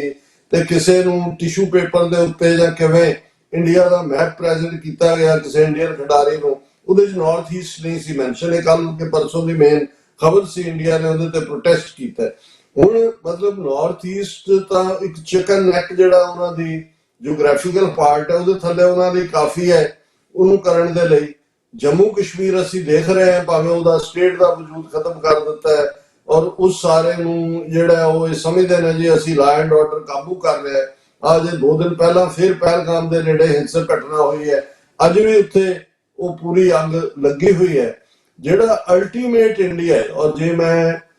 ਇੱਕ ਤਾਰੀਖ ਦਾ ਜਾਂ ਇਤਿਹਾਸ ਦਾ ਵਿਦਿਆਰਥੀ ਜਾਂ ਜਿਗਿਆਸੂ ਹੋਣ ਦੇ ਨਾਤੇ ਇਹ ਕਹਾਂ ਕਿ ਦੁਨੀਆ ਦੇ ਵਿੱਚ 100-200 ਸਾਲ ਬਾਅਦ ਮੈਪ ਬਦਲਦੇ ਨੇ। ਕੋਈ ਖਿੱਤਾ ਕਿਤੇ, ਹੁਣ ਇਹਨਾਂ ਜ਼ਮਾਨੇ 'ਚ, ਇੱਕ ਜ਼ਮਾਨੇ 'ਚ ਅਸੀਂ ਜਦੋਂ ਗੁਰੂ ਨਾਨਕ ਪਾਤਸ਼ਾਹ ਦੀ ਬਾਣੀ ਪੜ੍ਹਦੇ ਹਾਂ, ਖੁਰਾਸਾਨ ਖਸਮਾਨਾ ਕੀ ਹੈ, ਉਹ ਖੁਰਾਸਾਨ ਬਹੁਤ ਵੱਡਾ ਸੂਬਾ ਸੀ ਜਿਹਦੇ 'ਚ ਅੱਜ ਦਾ ਕਾਫੀ ਹਿੱਸਾ ਈਰਾਨ ਦਾ, ਅਫਗਾਨਿਸਤਾਨ ਦਾ, ਉਜ਼ਬੇਕਿਸਤਾਨ, ਤਾਜਿਕਸਤਾਨ ਦਾ, ਉਹ ਗਾਇਬ ਹੋ ਗਿਆ। ਅਫਗਾਨਿਸਤਾਨ, ਜਿਹਨੂੰ ਅਹਿਮਦ ਸ਼ਾਹ ਅਬਦਾਲੀ ਜਿਹੜਾ ਫਾਦਰ ਆਫ ਅਫਗਾਨਿਸਤਾਨ ਹੈ, ਸਿੱਖਾਂ ਨੇ ਉਹਦੇ 2 ਹਿੱਸੇ ਕਰਕੇ, ਜਿਹੜਾ ਪਿਸ਼ਾਵਰ ਤੋਂ ਲੈ ਕੇ ਦਰਾ ਖੈਬਰ ਤੱਕ ਦਾ ਇਲਾਕਾ ਹੈ, ਜਿਹਦੇ ਚ ਕੋਈ ਵੱਡੇ ਉਹਨਾਂ ਦੇ ਜੰਗਜੂ ਕਬੀਲੇ, ਕੋਈ ਅਫਰੀਦੀ, ਕੋਈ ਯੂਸਫਜ਼ਾਈ, ਕੋਈ ਦੂਸਰੇ ਜਿਹੜੇ ਸਦੀਆਂ ਤੋਂ ਲੜਦੇ ਆਏ ਨੇ, ਉਹਨੂੰ ਜਿਹੜਾ ਸਿੱਖ ਰਾਜ ਦਾ ਹਿੱਸਾ ਬਣਾਇਆ। ਅੰਗਰੇਜ਼ਾਂ ਨੇ ਜਾਣ ਲੱਗਿਆ ਉਹਨੂੰ ਨਾਰਥ ਵੈਸਟ ਫਰੰਟੀਅਰ ਪ੍ਰੋਵਿੰਸ ਕਿਹਾ, ਜੋ ਖੈਬਰ ਪਖਤੂਨਖਵਾ ਪਾਕਿਸਤਾਨ ਦਾ ਹਿੱਸਾ ਹੈ। ਔਰ ਇਸੇ ਤਰ੍ਹਾਂ ਬਲੋਚਿਸਤਾਨ ਦਾ ਇੱਕ ਵੱਡਾ ਹਿੱਸਾ ਪਰਸ਼ੀਅਨ ਐਮਪਾਇਰ ਦਾ ਹਿੱਸਾ ਸੀ। ਫਿਰ ਉਹਦੀਆਂ 4-5 ਸਟੇਟਾਂ, ਸਟੇਟ ਆਫ ਕਲੌਦ ਔਰ ਸਟੇਟਸ ਦੂਸਰੀਆਂ ਜਿਹੜੀਆਂ ਨੇ ਉਹ ਬੜੀਆਂ, ਅੱਜ ਉਹ ਪਾਕਿਸਤਾਨ ਦਾ ਹਿੱਸਾ ਹੈ। ਔਰ ਇਸ ਸਭ ਦੇ ਚੱਲਦੇ ਮੈਨੂੰ ਇਹ ਲੱਗਦਾ ਹੈ ਵੀ ਜਿਹੜਾ ਹਿੰਦ ਹੈ, ਜਿਹਨੂੰ ਹਿੰਦੁਸਤਾਨ ਕਰਕੇ ਕਿਹਾ ਜਾਂਦਾ ਹੈ, ਜਾਂ ਸਾਡੇ ਖੇਤਰਾਂ 'ਚ ਵੀ ਜਿਹਨਾਂ ਨੂੰ ਪੂਰਬੀ ਹੈ, ਜਦੋਂ ਅਸੀਂ ਪੂਰਬ ਕਹਿੰਦੇ ਹਾਂ ਤੇ ਬਿਹਾਰ ਦਾ ਹਿੱਸਾ ਹੈ, ਬਿਹਾਰ, ਉੜੀਸਾ, ਇਹ ਪੂਰਬ ਹੈ। ਜੇ ਬਿਹਾਰ, ਉੜੀਸਾ, ਯੂਪੀ, ਮੱਧ ਪ੍ਰਦੇਸ਼, ਰਾਜਸਥਾਨ ਮਿਲਾ ਲਓ ਤੇ ਇਹੀ ਹੈ ਉਹ ਹਿੰਦ, ਜਿਹਦੇ ਪ੍ਰਥਾ ਸ਼ਾਹ ਮੁਹੰਮਦ ਨੇ ਕਿਹਾ ਸੀ ਜੰਗ ਹਿੰਦ ਪੰਜਾਬ ਦਾ ਹੋਣ ਲੱਗਾ, ਦੋਵੇਂ ਪਾਤਸ਼ਾਹੀ ਫੌਜਾਂ ਭਾਰੀਆਂ ਨੇ, ਅੱਜ ਹੋਵੇ ਸਰਕਾਰ ਤਾਂ ਮੁੱਲ ਪਾਵੇ, ਜਿਹੜੀਆਂ ਖਾਲਸੇ ਨੇ ਤੇਗਾਂ ਮਾਰੀਆਂ ਨੇ। ਸੋ ਮੈਂ ਸਮਝਦਾ ਵੀ ਫਾਲਟ ਲਾਈਨਸ ਇਹਨਾਂ ਦੀਆਂ ਇਹ ਆਰਟੀਫਿਸ਼ੀਅਲ ਯੂਨੀਅਨ ਅੰਗਰੇਜ਼ ਦੇ ਗਏ। ਸਾਊਥ ਵੀ ਇਹਨਾਂ ਦੇ ਨਾਲ ਕੋਈ ਇਲਹਾਕ ਨਹੀਂ ਰੱਖਣਾ ਚਾਹੁੰਦਾ। ਨਾਰਥ ਈਸਟ ਆਲਰੇਡੀ ਜਿਹੜਾ ਹੈ ਉਹ ਦੁਬਾਰਾ ਉੱਥੇ ਰਿਵਾਈਵਲ ਹੋ ਰਹੀ ਹੈ, ਸਾਰੀਆਂ ਮੂਵਮੈਂਟ ਸੀ। ਜੰਮੂ ਕਸ਼ਮੀਰ, ਪੰਜਾਬ ਦੇ ਹਵਾਲੇ ਨਾਲ ਕਿਸੇ ਨੂੰ ਕੋਈ ਭੁਲੇਖਾ ਨਹੀਂ ਹੈ। ਉਹ ਖਾਲਿਸਤਾਨ ਰੈਫਰੈਂਡਮ ਮੂਵ ਹੋਏ ਡਾਇਸਪੋਰਾ ਦੇ ਵਿੱਚ, ਜਿੱਥੇ ਇੱਕ ਵੱਡੀ ਕਮੇਟੀ 4 ਤੋਂ 5 ਮਿਲੀਅਨ ਸਿੱਖ ਆਪਣਾ ਮੈਂਡੇਟ ਦੇ ਰਹੇ ਨੇ। ਪੰਜਾਬ ਦੀ ਧਰਤੀ ਦੇ ਉੱਤੇ ਜਿਵੇਂ ਹਿੰਦੂਤਵਾ ਦੇ ਰੱਥ ਨੂੰ ਸਿੱਖਾਂ ਨੇ ਰੋਕਿਆ ਹੋਇਆ ਹੈ। ਹਾਲਾਂ ਉਹ ਹਰ ਹੀਲਾ ਵਸੀਲਾ 2027 ਦੇ ਵਿੱਚ ਆਪਣਾ ਝੰਡਾ ਗੱਡਣਾ ਚਾਹੁੰਦੇ ਨੇ। ਸੋ ਕੁੱਲ ਮਿਲਾ ਕੇ ਮੈਂ ਇਹ ਦੇਖਦਾ ਹੈ ਕਿ ਇਹ ਠੀਕ ਹੈ ਕਿ ਬਾਹਰੋਂ ਦੇਖਣ ਨੂੰ ਇੱਕ ਵੱਡਾ ਭਾਰਤ ਲੱਗਦਾ ਹੈ, ਦੁਨੀਆ ਦੇ ਵਿੱਚ ਵੀ ਉਹਦਾ ਲੱਗਦਾ ਹੈ ਕਿ ਜੀ ਦੇਖੋ ਉਹ ਬ੍ਰਿਕਸ ਦਾ ਮੈਂਬਰ ਹੈ ਤੇ ਫਲਾਣੇ ਦਾ ਹੈ। ਇਸ ਗੱਲ ਦਾ ਧਿਆਨ ਰਹੇ ਜਿਨ੍ਹਾਂ ਨੇ ਸੋਵੀਅਤ ਯੂਨੀਅਨ ਦਾ ਉਭਾਰ ਤੇ ਫਿਰ ਐਂਡ ਦੇਖਿਆ, ਇਹ ਜਿਹੜੇ 15 ਟੁਕੜੇ ਹੋਏ ਇਵੇਂ ਹੀ ਇਹਨਾਂ ਨੇ ਦਬ ਦੁਬ ਕੇ ਜਿਹੜੇ ਨੇ ਉਹ ਨੱਪੇ ਹੋਏ ਸੀ। ਅਲਟੀਮੇਟਲੀ ਰਸ਼ੀਆ ਉਹੀ ਰਹਿ ਗਿਆ ਜਿਹੜਾ ਹਿਸਟੋਰੀਕਲ ਰਸ਼ੀਆ ਸੀ। ਇਸੇ ਤਰ੍ਹਾਂ Yugoslavia under Marshal Tito First World War ਤੋਂ ਬਾਅਦ ਉਹਨਾਂ ਨੇ ਜਿਵੇਂ ਸਰਬ ਮੈਜੋਰਟੀ ਜਿਹੜੇ ਸੀ ਉਹਨਾਂ ਨੇ ਇਸ ਨੂੰ ਦੱਬਿਆ, ਜਿਹਦੇ ਵਿੱਚ ਕਰੋਸ਼ੀਆ ਸੀ, ਬੋਸਨੀਆ ਹਰਜ਼ੇਗੋਵੀਨਾ ਸੀ, ਕੋਸੋਵੋ ਸੀ, ਮੈਸੇਡੋਨੀਆ ਸੀ। ਇਹ ਸਾਰੇ ਉਹਨਾਂ ਨੇ ਅੱਗੇ ਵੱਧ ਕੇ, ਕਿਉਂਕਿ ਸਰਬ ਫੌਜ ਦੇ ਵਿੱਚ ਸੀ, ਉਹਨਾਂ ਨੇ ਕਬਜ਼ੇ ਕੀਤੇ। ਅਲਟੀਮੇਟਲੀ ਉਹਦਾ ਵੀ ਐਂਡ ਹੋਇਆ। ਸੋ ਮੈਨੂੰ ਲੱਗਦਾ ਵੀ ਅਲਟੀਮੇਟਲੀ ਜਿਹੜਾ ਇਹਨਾਂ ਦਾ ਹਿੰਦੂ ਬੈਲਟ ਹੈ, ਜਿਹੜੀ ਤਹਿਜ਼ੀਬ ਇਹਨਾਂ ਦੀ ਗੰਗਾ ਔਰ ਜਮਨਾ ਦੇ ਵਿਚਾਲੇ ਹੈ, ਉੱਥੋਂ ਤੱਕ ਹੀ ਇਹਨਾਂ ਦੀ ਪਹੁੰਚ ਹੈ। ਔਰ ਵਿਦਿਨ ਵੀ ਜਿਹੜਾ ਜੇ ਹਿੰਦੂ ਬੈਲਟ ਵੀ ਕਹਿਣਾ ਹੋਏ, ਜੇ ਇਹ ਕਹਿਣਾ ਹੋਏ ਕਿ ਜੀ ਇਹ ਹਿੰਦੂ ਰਾਸ਼ਟਰ ਦੇ ਤੌਰ ਤੇ ਹੈ, ਫਿਰ ਮਰਾਠਿਆਂ ਨੇ ਕਿਉਂ ਮਰਾਠਾ ਮਾਨੁਸ਼ ਦਾ ਕਾਨਸੈਪਟ ਦੇ ਕੇ ਉੱਥੋਂ ਗੁਜਰਾਤੀਆਂ ਨੂੰ ਦੌੜਾਇਆ, ਉਹਨਾਂ ਦੇ ਖਿਲਾਫ ਹਿੰਸਾ ਕੀਤੀ, ਬਿਹਾਰੀਆਂ ਦੇ ਖਿਲਾਫ ਕੀਤੀ, ਦੂਸਰਿਆਂ ਦੇ ਕੀਤੀ, ਕਿਉਂਕਿ ਹਰ ਮਰਾਠਾ ਜਿਹੜਾ ਉਹ ਹਿੰਦੂ ਹੋਣ ਤੋਂ ਪਹਿਲਾਂ ਆਪਣੀ ਪਛਾਣ ਮਰਾਠੇ ਦੇ ਤੌਰ ਤੇ ਦੇਖਦਾ ਹੈ। ਇਵੇਂ ਹੀ ਬੰਗਾਲੀ ਹੈ, ਬੰਗਾਲੀ ਬੇਸ਼ੱਕ ਅੱਜ ਬੀਜੇਪੀ ਨੇ ਬੇਈਮਾਨੀ ਹੇਰਾਫੇਰੀ ਨਾਲ ਉਹਨਾਂ ਨੂੰ ਦੱਬ ਲਿਆ, ਲੇਕਿਨ ਜਿਹੜਾ ਉਹਨਾਂ ਦੇ ਵਿੱਚ ਔਰ ਅੱਜ ਵੀ ਉਹਨਾਂ ਦਾ ਇੱਕ ਆਪਣਾ ਕਿਸਮ ਦਾ, ਕਿਉਂਕਿ ਉਹ ਆਪਣੀ ਤਹਿਜ਼ੀਬ ਆਪਣੇ ਕਲਚਰ ਨੂੰ ਪਿਆਰ ਕਰਦੇ ਨੇ, ਉਹਨਾਂ ਦੀ ਆਪਣੀ ਆਈਡੈਂਟੀਟੀ ਹੈ। ਸੋ ਕੁੱਲ ਮਿਲਾ ਕੇ ਮੈਨੂੰ ਲੱਗਦਾ ਵੀ ਚਾਰ ਚਫੇਰੇ ਭਾਰਤ ਦੇ ਫਾਲਟ ਲਾਈਨਸ ਨੇ, ਔਰ ਉਹਨਾਂ ਫਾਲਟ ਲਾਈਨਸ ਦੇ ਉੱਤੇ ਕਿਸੇ ਵੇਲੇ ਵੀ ਅਰਥਕੁਏਕ ਜਾਂ ਭੂਚਾਲ ਆ ਸਕਦਾ ਹੈ। ਔਰ ਉਸ ਖਿੱਤੇ ਦੇ ਵਿੱਚ ਘੱਟੋ ਘੱਟ 20 ਨਵੇਂ ਮੁਲਕਾਂ ਦੀਆਂ ਸੰਭਾਵਨਾਵਾਂ ਜਿਹੜੀਆਂ ਨੇ ਉਹ ਮੌਜੂਦ ਨੇ। ਬਿਲਕੁਲ ਡਾਕਟਰ ਸਾਹਿਬ, ਜਿਵੇਂ ਤੁਸੀਂ ਆਇਡੈਂਟੀਫਾਈ ਕੀਤਾ ਕਿ ਜਿਹੜੀਆਂ ਮੂਵਮੈਂਟਸ ਆਫਟਰ 1947 ਜਿਹੜਾ ਸਟਰਕਚਰ ਫਾਰਮ ਹੋਇਆ, ਉਹਦੇ 'ਚ ਇੱਕ ਉਹ ਨੇ ਜਿਹੜੇ ਜਿਹੜੀ ਸੈਪਰੇਸ਼ਨ ਆ ਇੰਡੀਆ ਤੋਂ, ਉਹਦੇ ਲਈ ਉਹ ਬੜੇ ਮਤਲਬ ਡਿਟਰਮਿੰਡ ਨੇ, ਚਾਹੇ ਉਹ ਨੌਰਥ ਈਸਟ ਦਾ ਸੈਕਸ਼ਨ ਹੋਵੇ, ਜਿਨ੍ਹਾਂ ਨੇ ਕਦੇ ਵੀ ਆਪਣੇ ਆਪ ਨੂੰ ਭਾਰਤ ਜਾਂ ਇੰਡੀਅਨ ਨੈਸ਼ਨਲਿਜ਼ਮ ਦਾ ਹਿੱਸਾ ਆਪਣੇ ਆਪ ਨੂੰ ਨਹੀਂ ਬਣਾਇਆ। ਤੇ ਸੇਮ ਉਸੇ ਪੈਟਰਨ ਦੇ ਉੱਤੇ ਕਸ਼ਮੀਰ ਦੀ ਮੂਵਮੈਂਟ ਆ ਤੇ ਪੰਜਾਬ ਦੀ ਜਿਹੜੀ ਸਿੱਖਾਂ ਦੀ ਮੂਵਮੈਂਟ ਆ। ਤੇ ਪਰ ਇਸ ਦੇ ਬਾਵਜੂਦ ਤੁਸੀਂ ਇਹ ਵੀ ਦੱਸਿਆ ਕਿ ਭਾਰਤ ਦੇ ਵਿੱਚ ਵੀ, ਚਾਹੇ ਉਹ ਮਰਾਠਿਆਂ ਦੀ ਗੱਲ ਹੋਵੇ, ਚਾਹੇ ਉਹ ਦਰਾਵਿਡੀਅਨ ਆਈਡੈਂਟੀਟੀ ਦੀ ਗੱਲ ਹੋਵੇ ਤਾਮਿਲ ਦੇ ਰੂਪ ਦੇ ਵਿੱਚ, ਮਤਲਬ ਇਹ ਸਾਰੀਆਂ ਜਿਹੜੀਆਂ ਫੋਲਟ ਲਾਈਨਸ ਨੇ ਇਹ ਵੀ ਪਈਆਂ ਨੇ। ਤੇ ਮਤਲਬ ਇਹ ਸਾਰਾ ਕੁਛ ਜਿਹੜਾ ਆ, ਅਸੀਂ ਮਤਲਬ ਵੀ ਇਹਦੀ ਜਿਹੜੀ ਬਣਤਰ ਆ, ਉਹਨੂੰ ਇਹ ਸਮਝਿਆ ਜਾਂਦਾ ਕਿ ਇਹ ਸਾਰੇ ਨੂੰ ਇਕੱਠਾ ਕਰਨ ਦੇ ਲਈ ਜਿਹੜਾ ਇੰਡੀਅਨ ਨੈਸ਼ਨਲਿਜ਼ਮ ਦਾ ਜਿਹੜਾ ਕੰਸੈਪਟ ਸੀ, ਜਿਹਦੀ ਕੋਰ ਦੇ ਵਿੱਚ ਜਿਹੜਾ ਸਨਾਤਨੀ ਆਈਡੀਆ ਆ, ਸਨਾਤਨੀ ਲਾਈਫ ਸਟਾਈਲ ਦਾ ਆਈਡੀਆ ਹੈ, ਉਹਦੇ ਤੇ ਜਿਹੜਾ ਇਹ ਬੇਸਡ ਇੰਡੀਅਨ ਨੈਸ਼ਨਲਿਜ਼ਮ ਡਿਵੈਲਪ ਕੀਤਾ ਗਿਆ, ਉਹ ਕਿਤੇ ਨਾ ਕਿਤੇ ਜਿਵੇਂ ਇਹਨਾਂ ਸਾਰੀਆਂ ਫੋਲਟ ਲਾਈਨਸ ਨੂੰ ਇਕੱਠਾ ਕਰਨ ਦੇ ਲਈ ਐਜ਼ ਅ ਟੂਲ ਯੂਜ਼ ਕੀਤਾ ਗਿਆ। ਉਹਦੇ ਵਿੱਚ ਜਿਹੜੀਆਂ ਫੋਲਟ ਲਾਈਨਸ ਸੈਪਰੇਸ਼ਨ ਵਾਲੀਆਂ ਸੀ, ਉਹਨਾਂ ਨੂੰ ਅਪਰੈਸ਼ਨ ਦੇ ਨਾਲ, ਫੌਜੀ ਜ਼ਬਰ ਦੇ ਨਾਲ ਜਾਂ ਵਾਇਲੈਂਸ ਦੇ ਨਾਲ ਉਹਨਾਂ ਨੂੰ ਓਕੂਪਾਈ ਕੀਤਾ ਗਿਆ, ਉਹਨਾਂ ਨੂੰ ਕਾਬੂ ਕੀਤਾ ਗਿਆ, ਕਸ਼ਮੀਰ ਹੋਵੇ, ਨੌਰਥ ਈਸਟ ਹੋਵੇ ਜਾਂ ਪੰਜਾਬ ਹੋਵੇ। ਹੁਣ ਤੱਕ ਦੀ ਹਿਸਟਰੀ ਦੇ ਉੱਤੇ ਜੇ ਆਪਾਂ, ਕਿਉਂਕਿ ਅੱਜ ਦੇ ਸ਼ੋਅ ਦੇ ਵਿੱਚ ਮੈਂ ਚਾਹੁੰਦਾ ਕਿ ਅੱਗੇ ਵੀ ਤੁਹਾਡੇ ਨਾਲ ਆਪਾਂ ਇਹ ਜਿਹੜਾ ਡਾਇਲੋਗ ਆ ਇਹ ਲਗਾਤਾਰ ਜਾਰੀ ਰੱਖੀਏ। ਪਰ ਮੇਰਾ ਅਗਲਾ ਸਵਾਲ ਆ ਕਿ ਮਤਲਬ ਇਹ ਜੇ ਅਸੀਂ ਕਹੀਏ ਸੈਪਰੇਸ਼ਨ ਵਾਲੀਆਂ ਮੂਵਮੈਂਟਸ ਦਾ ਹਵਾਲਾ ਲਈਏ, ਤਾਂ ਉਹਨਾਂ ਨੂੰ ਅਸੀਂ ਇਹ ਦੇਖਦੇ ਹਾਂ ਕਿ ਇੰਡੀਅਨ ਸਟੇਟ ਕਾਫੀ ਹੱਦ ਤੱਕ ਇਹਨਾਂ ਮੂਵਮੈਂਟਸ ਨੂੰ ਵਾਇਲੈਂਸ ਦੇ ਰਾਹੀਂ ਤੇ ਨੈਰੇਟਿਵ ਦੇ ਰਾਹੀਂ ਇਹਨਾਂ ਨੂੰ ਮੂਵਮੈਂਟਸ ਉੱਠੀਆਂ, ਮੂਵਮੈਂਟਸ ਨਾਲ ਫਾਈਟ ਵੀ ਕੀਤਾ, ਪਰ ਉਹਨਾਂ ਨੂੰ ਕਾਬੂ ਕਰਨ ਦੇ ਵਿੱਚ ਤੇ ਉਹਨਾਂ ਮੂਵਮੈਂਟਸ ਨੂੰ ਕਿਸੇ ਨਾ ਕਿਸੇ ਰੂਪ ਦੇ ਵਿੱਚ ਕੰਟਰੋਲ ਕਰਨ ਦੇ ਵਿੱਚ ਇੰਡੀਅਨ ਸਟੇਟ ਕਾਮਯਾਬ ਹੋਈ ਇੱਕ ਲੰਮੇ ਇਸ ਦੌਰ ਦੇ ਵਿੱਚ। ਤਾਂ ਉਹਦੇ ਲਈ ਤੁਸੀਂ ਕੀ ਸਮਝਦੇ ਹੋ? ਮੈਂ ਪਹਿਲਾਂ ਮਤਲਬ ਇਹ ਜਾਣਨਾ ਚਾਹੁੰਦਾ ਕਿ ਇੰਡੀਅਨ ਸਟੇਟ ਦੀ ਇਸ ਕਾਮਯਾਬੀ ਦਾ ਇੱਕ ਹੋਰ ਵਜ੍ਹਾ ਕੀ ਆ ਤੁਹਾਡੇ ਐਕਸਪੀਰੀਅੰਸ ਦੇ ਮੁਤਾਬਕ? ਦੇਖੋ, ਇਸ 'ਚ ਕੋਈ ਸ਼ੱਕ ਨਹੀਂ ਹੈ ਕਿ ਜਦੋਂ ਕੋਈ ਪਾਵਰ ਐਸਟੈਬਲਿਸ਼ ਹੁੰਦੀ ਹੈ, ਜਿਨ੍ਹਾਂ ਦੇ ਕੋਲ ਫੌਜ, ਆਰਥਿਕਤਾ, ਬਾਕੀ ਸਾਧਨ ਹੁੰਦੇ ਨੇ,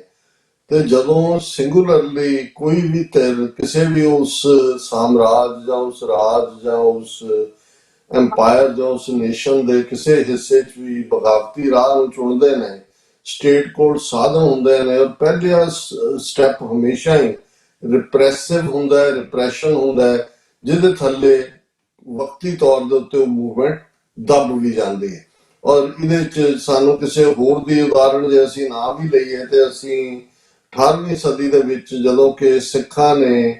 ਪਹਿਲਾ ਇਫੈਕਟਿਵ ਚੈਲੰਜ ਦਿੱਤਾ, ਹਾਲਾਂਕਿ ਸਿੱਖਾਂ ਤੋਂ ਵੀ ਪਹਿਲਾਂ ਜੇ ਕਹਿਣਾ ਹੋਵੇ ਟਾਈਮ ਲਾਈਨ ਦੇ ਥੱਲੇ, ਤੇ ਮਰਾਠਿਆਂ ਨੇ ਕਿ 6ਵੇਂ ਪਾਤਸ਼ਾਹ ਦੇ ਵੇਲੇ ਜਦੋਂ ਕਿ ਸਮਰੱਥ ਰਾਮਦਾਸ ਜਿਹੜਾ ਸ਼ਿਵਾਜੀ ਦੀ ਮਾਂ ਜੀਜਾਬਾਈ ਦਾ ਗੁਰੂ ਹੈ, ਗੁਰੂ ਸਾਹਿਬ ਨੂੰ ਸ੍ਰੀਨਗਰ ਦੇ ਮੁਕਾਮ ਤੇ ਮਿਲਦਾ ਹੈ, ਸ੍ਰੀਨਗਰ ਗੜਵਾਲ ਦੇ ਵਿੱਚ ਹੈ,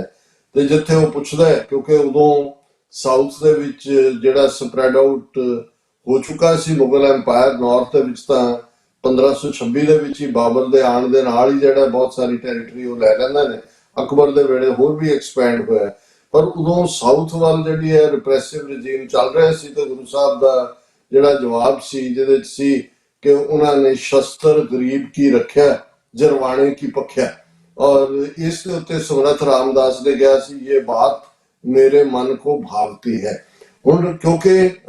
ਇਧਰ ਅਜੇ ਸਿੱਖ ਰਾਜ ਦੀ ਗੱਲ ਨਹੀਂ ਸੀ, ਅਜੇ ਮੀਰੀ ਪੀਰੀ ਦਾ ਕਾਨਸੈਪਟ ਐਸਟੈਬਲਿਸ਼ ਸੀ, ਅਜੇ ਤੱਕ ਸਵੈ ਰੱਖਿਆ ਦਾ ਪਾਰਟ ਸੀ, ਔਰ ਆਪਣੀ ਸੋਵਰਨਿਟੀ ਨੂੰ ਲੋਕਾਂ ਦੇ ਜ਼ਿਹਨ ਦੇ ਅੰਦਰ ਉਤਾਰਨਾ, ਜਿਹੜਾ ਫਾਈਨਲੀ 1699 ਦੇ ਵਿੱਚ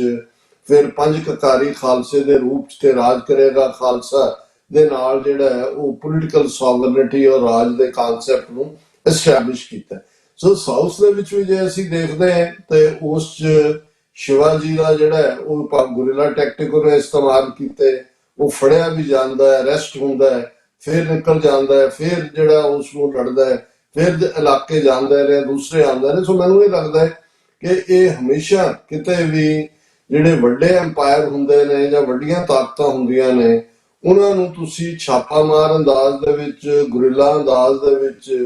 ਜਿਹੜਾ ਹੈ ਉਹ ਹੌਲੀ ਹੌਲੀ ਹੌਲੀ ਕਮਜ਼ੋਰ ਕਰ ਦਿਓ। ਉਸ ਕਮਜ਼ੋਰੀ ਦੇ ਵਿੱਚ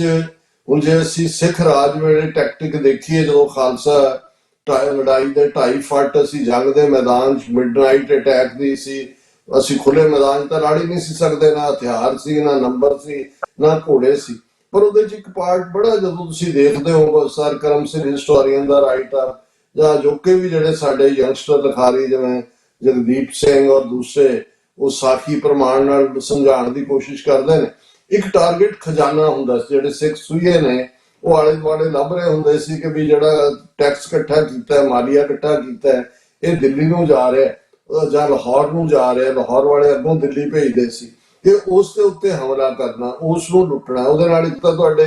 ਆਪਣੇ ਸਾਧਨ ਬਣਦੇ ਸੀ, ਦੂਸਰਾ ਤੁਸੀਂ ਸੈਂਟਰ ਨੂੰ ਜਿਹੜਾ ਡਿਵਾਈਡ ਆਫ ਦਾ ਫੰਡਸ ਕਰਦੇ ਸੀ, ਤੇ ਜਦੋਂ ਫੰਡ ਨਹੀਂ ਸੀ ਹੁੰਦੇ ਤੇ ਤਲਬਾਂ ਨਹੀਂ ਸੀ ਦਿੱਤੀਆਂ ਜਾਂਦੀਆਂ, ਜਿਹੜੇ ਉਹਨਾਂ ਦੇ ਫੌਜੀ ਨੇ ਹੌਲੀ ਹੌਲੀ ਹੌਲੀ ਬੇਚੈਨੀ ਫੈਲਦੀ ਸੀ। ਕੋਈ ਵੀ ਰਾਜ ਟੁੱਟਣ ਤੋਂ ਪਹਿਲਾਂ ਉਸ ਦਾ ਇੱਕ ਇਹ ਹੁੰਦਾ ਕਿ ਲੋਕਾਂ ਦਾ ਉਸ ਸਿਸਟਮ 'ਚ ਵਿਸ਼ਵਾਸ ਟੁੱਟਣਾ, ਜਿਸ ਨੂੰ ਅਸੀਂ ਕੇਓਸ ਕਹਿੰਦੇ ਆ ਜਾਂ ਅਫਰਾ ਤਫਰੀ ਕਹਿੰਦੇ ਆ ਜਾਂ ਲੁੱਟ ਖਸੁੱਟ ਕਹਿੰਦੇ, ਉਹ ਦੌਰ ਦਾ ਆਣਾ, ਔਰ ਉਸ ਗੈਪ ਦੇ ਵਿੱਚ ਫਿਰ ਜਿਹੜੀਆਂ ਤਾਕਤਵਰ ਧਿਰਾਂ ਜਾਂ ਸਿਧਾਂਤਕ ਧਿਰਾਂ ਨੇ ਉਹਨਾਂ ਦਾ ਆਪਣੀ ਥਾਂ ਬਣਾਉਣਾ। ਤਾਂ ਉਹਦੇ ਨਾਲ ਇੱਕ ਮੈਂ ਫੈਕਟਰ ਹੋਰ ਜੋੜਦਾ, ਤੇ ਜੇ ਉਸ ਅਫਰਾ ਤਫਰੀ ਦਾ ਜਦੋਂ ਇੱਕ ਸਿਸਟਮ ਕਮਜ਼ੋਰ ਹੋ ਰਿਹਾ ਉਸ ਦੇ ਵਿੱਚ ਤੀਸਰੀ ਧਿਰ ਦਾ ਆਣਾ, ਇਹ ਉਸ ਸਿਸਟਮ ਦੀਆਂ ਫਿਰ ਜੜ੍ਹਾਂ ਖੋਖਲੀਆਂ ਕਰਦਾ। ਸਿੱਖਾਂ ਦੇ ਮਾਮਲੇ 'ਚ ਵੀ ਅਸੀਂ ਦੇਖਦੇ ਹਾਂ ਕਿ ਭਾਈ ਕਿੱਥੇ ਜਿਹੜਾ ਆਰਥਿਕ ਤੌਰ ਦੇ ਉੱਤੇ ਉਹਨਾਂ ਨੂੰ ਖੌਰਾ ਲੱਗਣਾ ਸ਼ੁਰੂ ਹੋਇਆ। ਹਾਲਾਂਕਿ ਮੁਗਲ ਐਮਪਾਇਰ ਉਸ ਜ਼ਮਾਨੇ ਦਾ ਲਗਭਗ 22-23% ਵਰਲਡ ਦਾ ਵਪਾਰ ਉਹਨਾਂ ਦੇ ਕੋਲ ਸੀ, ਪਰ ਉਹ ਸਿਚੁਏਸ਼ਨ ਆਈ ਜਦੋਂ ਕਿ ਦਿੱਲੀ ਦਾ ਖਜ਼ਾਨਾ ਵੀ ਖਾਲੀ ਹੋਣਾ ਸ਼ੁਰੂ ਹੋਇਆ, ਤੀਸਰੀ ਧਿਰ ਨਾਦਰ ਸ਼ਾਹ ਦੇ ਰੂਪ 'ਚ ਆਈ, ਉਹ ਸਭ ਕੁਝ ਹੀ ਲੁੱਟ ਲੱਟ ਕੇ ਲੈ ਗਿਆ, ਔਰ ਬਾਅਦ ਦੇ ਵਿੱਚ ਜਿਹੜੇ ਦੱਖਣ ਦੇ ਵਿੱਚ ਮਰਾਠੇ ਪੰਜਾਬ 'ਚ ਜਿਹੜਾ ਗੈਪ ਪੈਦਾ ਹੋਇਆ 1739 'ਚ ਨਾਦਰ ਸ਼ਾਹ ਦੇ ਹਮਲੇ ਤੋਂ ਬਾਅਦ, ਫਿਰ ਸਿੱਖਾਂ ਨੇ ਜਿਹੜਾ ਆਪਣੀਆਂ ਮਿਸਲਾਂ ਕਾਇਮ ਕੀਤੀਆਂ, ਜਿਨ੍ਹਾਂ ਚੋਂ ਜਿਹੜਾ ਲਾਹੌਰ ਅੱਜ ਮੁਗਲਾਂ ਦੇ ਕੋਲ ਹੈ, ਕੱਲ ਅਬਦਾਲੀਆਂ ਕੋਲ ਹੈ, ਪਰਸੋਂ ਭੰਗੀ ਸਰਦਾਰਾਂ ਦੇ ਕੋਲ ਹੈ। ਸੋ ਇਹ ਜਿਹੜੀ ਅਨਸਰਟਨਟੀ ਹੁੰਦੀ ਹੈ, ਜਿਹੜੀ ਕਿ ਬਿਲਕੁਲ ਕਿਓਸ ਔਰ ਬਰਬਾਦੀ ਵੀ ਨਜ਼ਰ ਆ ਰਹੀ ਹੁੰਦੀ ਹੈ, ਉਹਦੇ ਚੋਂ ਹੀ ਨਵੇਂ ਅੰਪਾਇਰ ਨਿਕਲਦੇ ਨੇ। ਹੁਣ ਜੇ ਇਹਨੂੰ ਅਸੀਂ ਇੰਡੀਅਨ ਸਟੇਟ ਦੇ ਹਵਾਲੇ ਨਾਲ ਦੇਖੀਏ ਕਿ ਦੇਖੋ ਅੰਗਰੇਜ਼ 200 ਸਾਲ ਉੱਥੇ ਬੈਠਾ ਰਿਹਾ, ਜਦੋਂ 47 ਦੇ ਵਿੱਚੋਂ ਗਏ, ਬੇਸ਼ੱਕ ਉਹਨਾਂ ਨੇ ਕਾਫੀ ਹੱਦ ਤੱਕ ਉਹ ਆਪ ਕਰਜ਼ਾਈ ਸੀ, ਪਰ ਜਦੋਂ ਤੁਸੀਂ ਈਵਨ ਦੇਖਦੇ ਹੋ ਵੀ ਉਹਨਾਂ ਨੇ ਇੱਕ ਸਿਸਟਮ ਸਥਾਪਿਤ ਕਰ ਦਿੱਤਾ ਸੀ, ਜਿਹਦੇ ਚ ਰੇਲਵੇ ਸਿਸਟਮ ਸੀ, ਪੋਸਟਲ ਸਿਸਟਮ ਸੀ, ਕੋਰਟ ਸਿਸਟਮ ਸੀ, ਜੁਡੀਸ਼ੀਅਲ ਸਿਸਟਮ ਸੀ, ਰਿਜ਼ਰਵ ਬੈਂਕ ਸੀ। ਬੈਂਕ ਦੇ ਵਿੱਚ ਜਿਹੜਾ ਉਹ ਉੱਥੋਂ ਦਾ ਧਨ ਸੀ, ਜੇ ਪਾਕਿਸਤਾਨ ਨੂੰ ਵੀ ਉਹਨਾਂ ਨੇ ਜਿੰਨੇ ਵੀ ਪਰਸੈਂਟ ਡਿਵਾਈਡ ਕਰਕੇ ਦਿੱਤਾ 9 ਕਰੋੜ ਕੇ ਕਿੰਨਾ ਰਹਿੰਦਾ ਸੀ ਜਿਹੜਾ ਇੰਡੀਆ ਨੇ ਉਹਨਾਂ ਨੂੰ ਮੋੜਿਆ ਨਹੀਂ ਸੀ, ਜਿਹਦੀ ਵਜ੍ਹਾ ਕਰਕੇ ਫਿਰ ਝਗੜੇ ਪਟੇਲ ਔਰ ਨਹਿਰੂ ਦੇ ਵਿੱਚ ਵੀ ਜਾਂ ਗਾਂਧੀ ਦੇ ਵਿੱਚ ਵੀ ਇਹਨੂੰ ਲੈ ਕੇ ਝਗੜਾ ਸੀ। ਸੋ ਜਿਸ ਸਿਸਟਮ ਨੂੰ ਅੰਗਰੇਜ਼ਾਂ ਨੇ ਸਥਾਪਿਤ ਕੀਤਾ, ਤੁਸੀਂ ਦੇਖੋਗੇ ਸੜਕਾਂ ਦਾ ਜਰਨੈਲੀ ਰੋਡ ਸਿਸਟਮ ਨਹੀਂ ਕਹਿੰਦਾ, ਓਵਰਆਲ ਸਾਰਾ ਸਿਸਟਮ ਸੀ। ਸੋ ਉਸ ਸਿਸਟਮ ਦੇ ਜ਼ੋਰ ਦੇ ਥੱਲੇ ਹੀ ਜਿਹੜਾ ਹੈ 30 35 40 ਸਾਲ ਤਾਂ ਨਿਕਲ ਗਏ। ਫਿਰ ਜਦੋਂ ਤੱਕ ਇਹ ਬੈਂਕਰਪਸੀ ਦੇ ਨੇੜੇ ਪਹੁੰਚ ਗਏ, ਜਦੋਂ ਅਸੀਂ 1980 ਦੇ ਦੌਰ 'ਚ ਦੇਖਦੇ ਹਾਂ, ਉਦੋਂ 1990 'ਚ ਮਨਮੋਹਨ ਸਿੰਘ ਆ ਜਾਂਦਾ ਹੈ ਫਾਈਨੈਂਸ ਮਿਨਿਸਟਰ ਦੇ ਤੌਰ ਤੇ, ਸੋ ਕਾਲਡ ਇਕਨੋਮਿਕਲ ਰਿਫਾਰਮ, ਔਰ ਦੂਜਾ ਤੀਜਾ ਉਹ 20 25 30 ਸਾਲ ਉਹਨੂੰ ਲੀਜ਼ ਆਫ ਲਾਈਫ ਦੇ ਦਿੰਦਾ ਹੈ ਉਹਦੀ ਇਕਨੋਮੀ ਨੂੰ। ਸੋ ਕੁੱਲ ਮਿਲਾ ਕੇ ਜਦੋਂ ਇਨਸਰਜੈਂਸੀਜ਼ ਹੁੰਦੀਆਂ ਨੇ ਜਾਂ ਤੁਸੀਂ ਫੌਜ ਦੇ ਸਹਾਰੇ ਨਾਲ ਕਿਤੇ ਕੰਟਰੋਲ ਕਰਦੇ ਹੋ, ਹੌਲੀ ਹੌਲੀ ਹੌਲੀ ਤੁਹਾਡੇ ਸਾਧਨ ਡਿਪਲੀਟ ਹੋਣੇ ਸ਼ੁਰੂ ਹੁੰਦੇ ਨੇ। ਔਰ ਅੱਜ ਜਿਵੇਂ ਅਸੀਂ ਕੱਲ ਵੀ ਜ਼ਿਕਰ ਕੀਤਾ ਸੀ ਕਿ ਜਿਹੜੀ ਕਾਕਰੋਚ ਜਨਤਾ ਪਾਰਟੀ ਜਾਂ ਯੂਥ ਰੈਬੈਲੀਅਨ ਜਾਂ ਦੂਸਰਾ, ਇਹ ਉਸ ਐਨਾਰਕੀ ਸਿਸਟਮ ਦਾ, ਲੋਕਾਂ ਦਾ ਟਰਸਟ ਖਤਮ ਹੋਣਾ ਸਿਸਟਮ ਦੇ ਉੱਤੇ।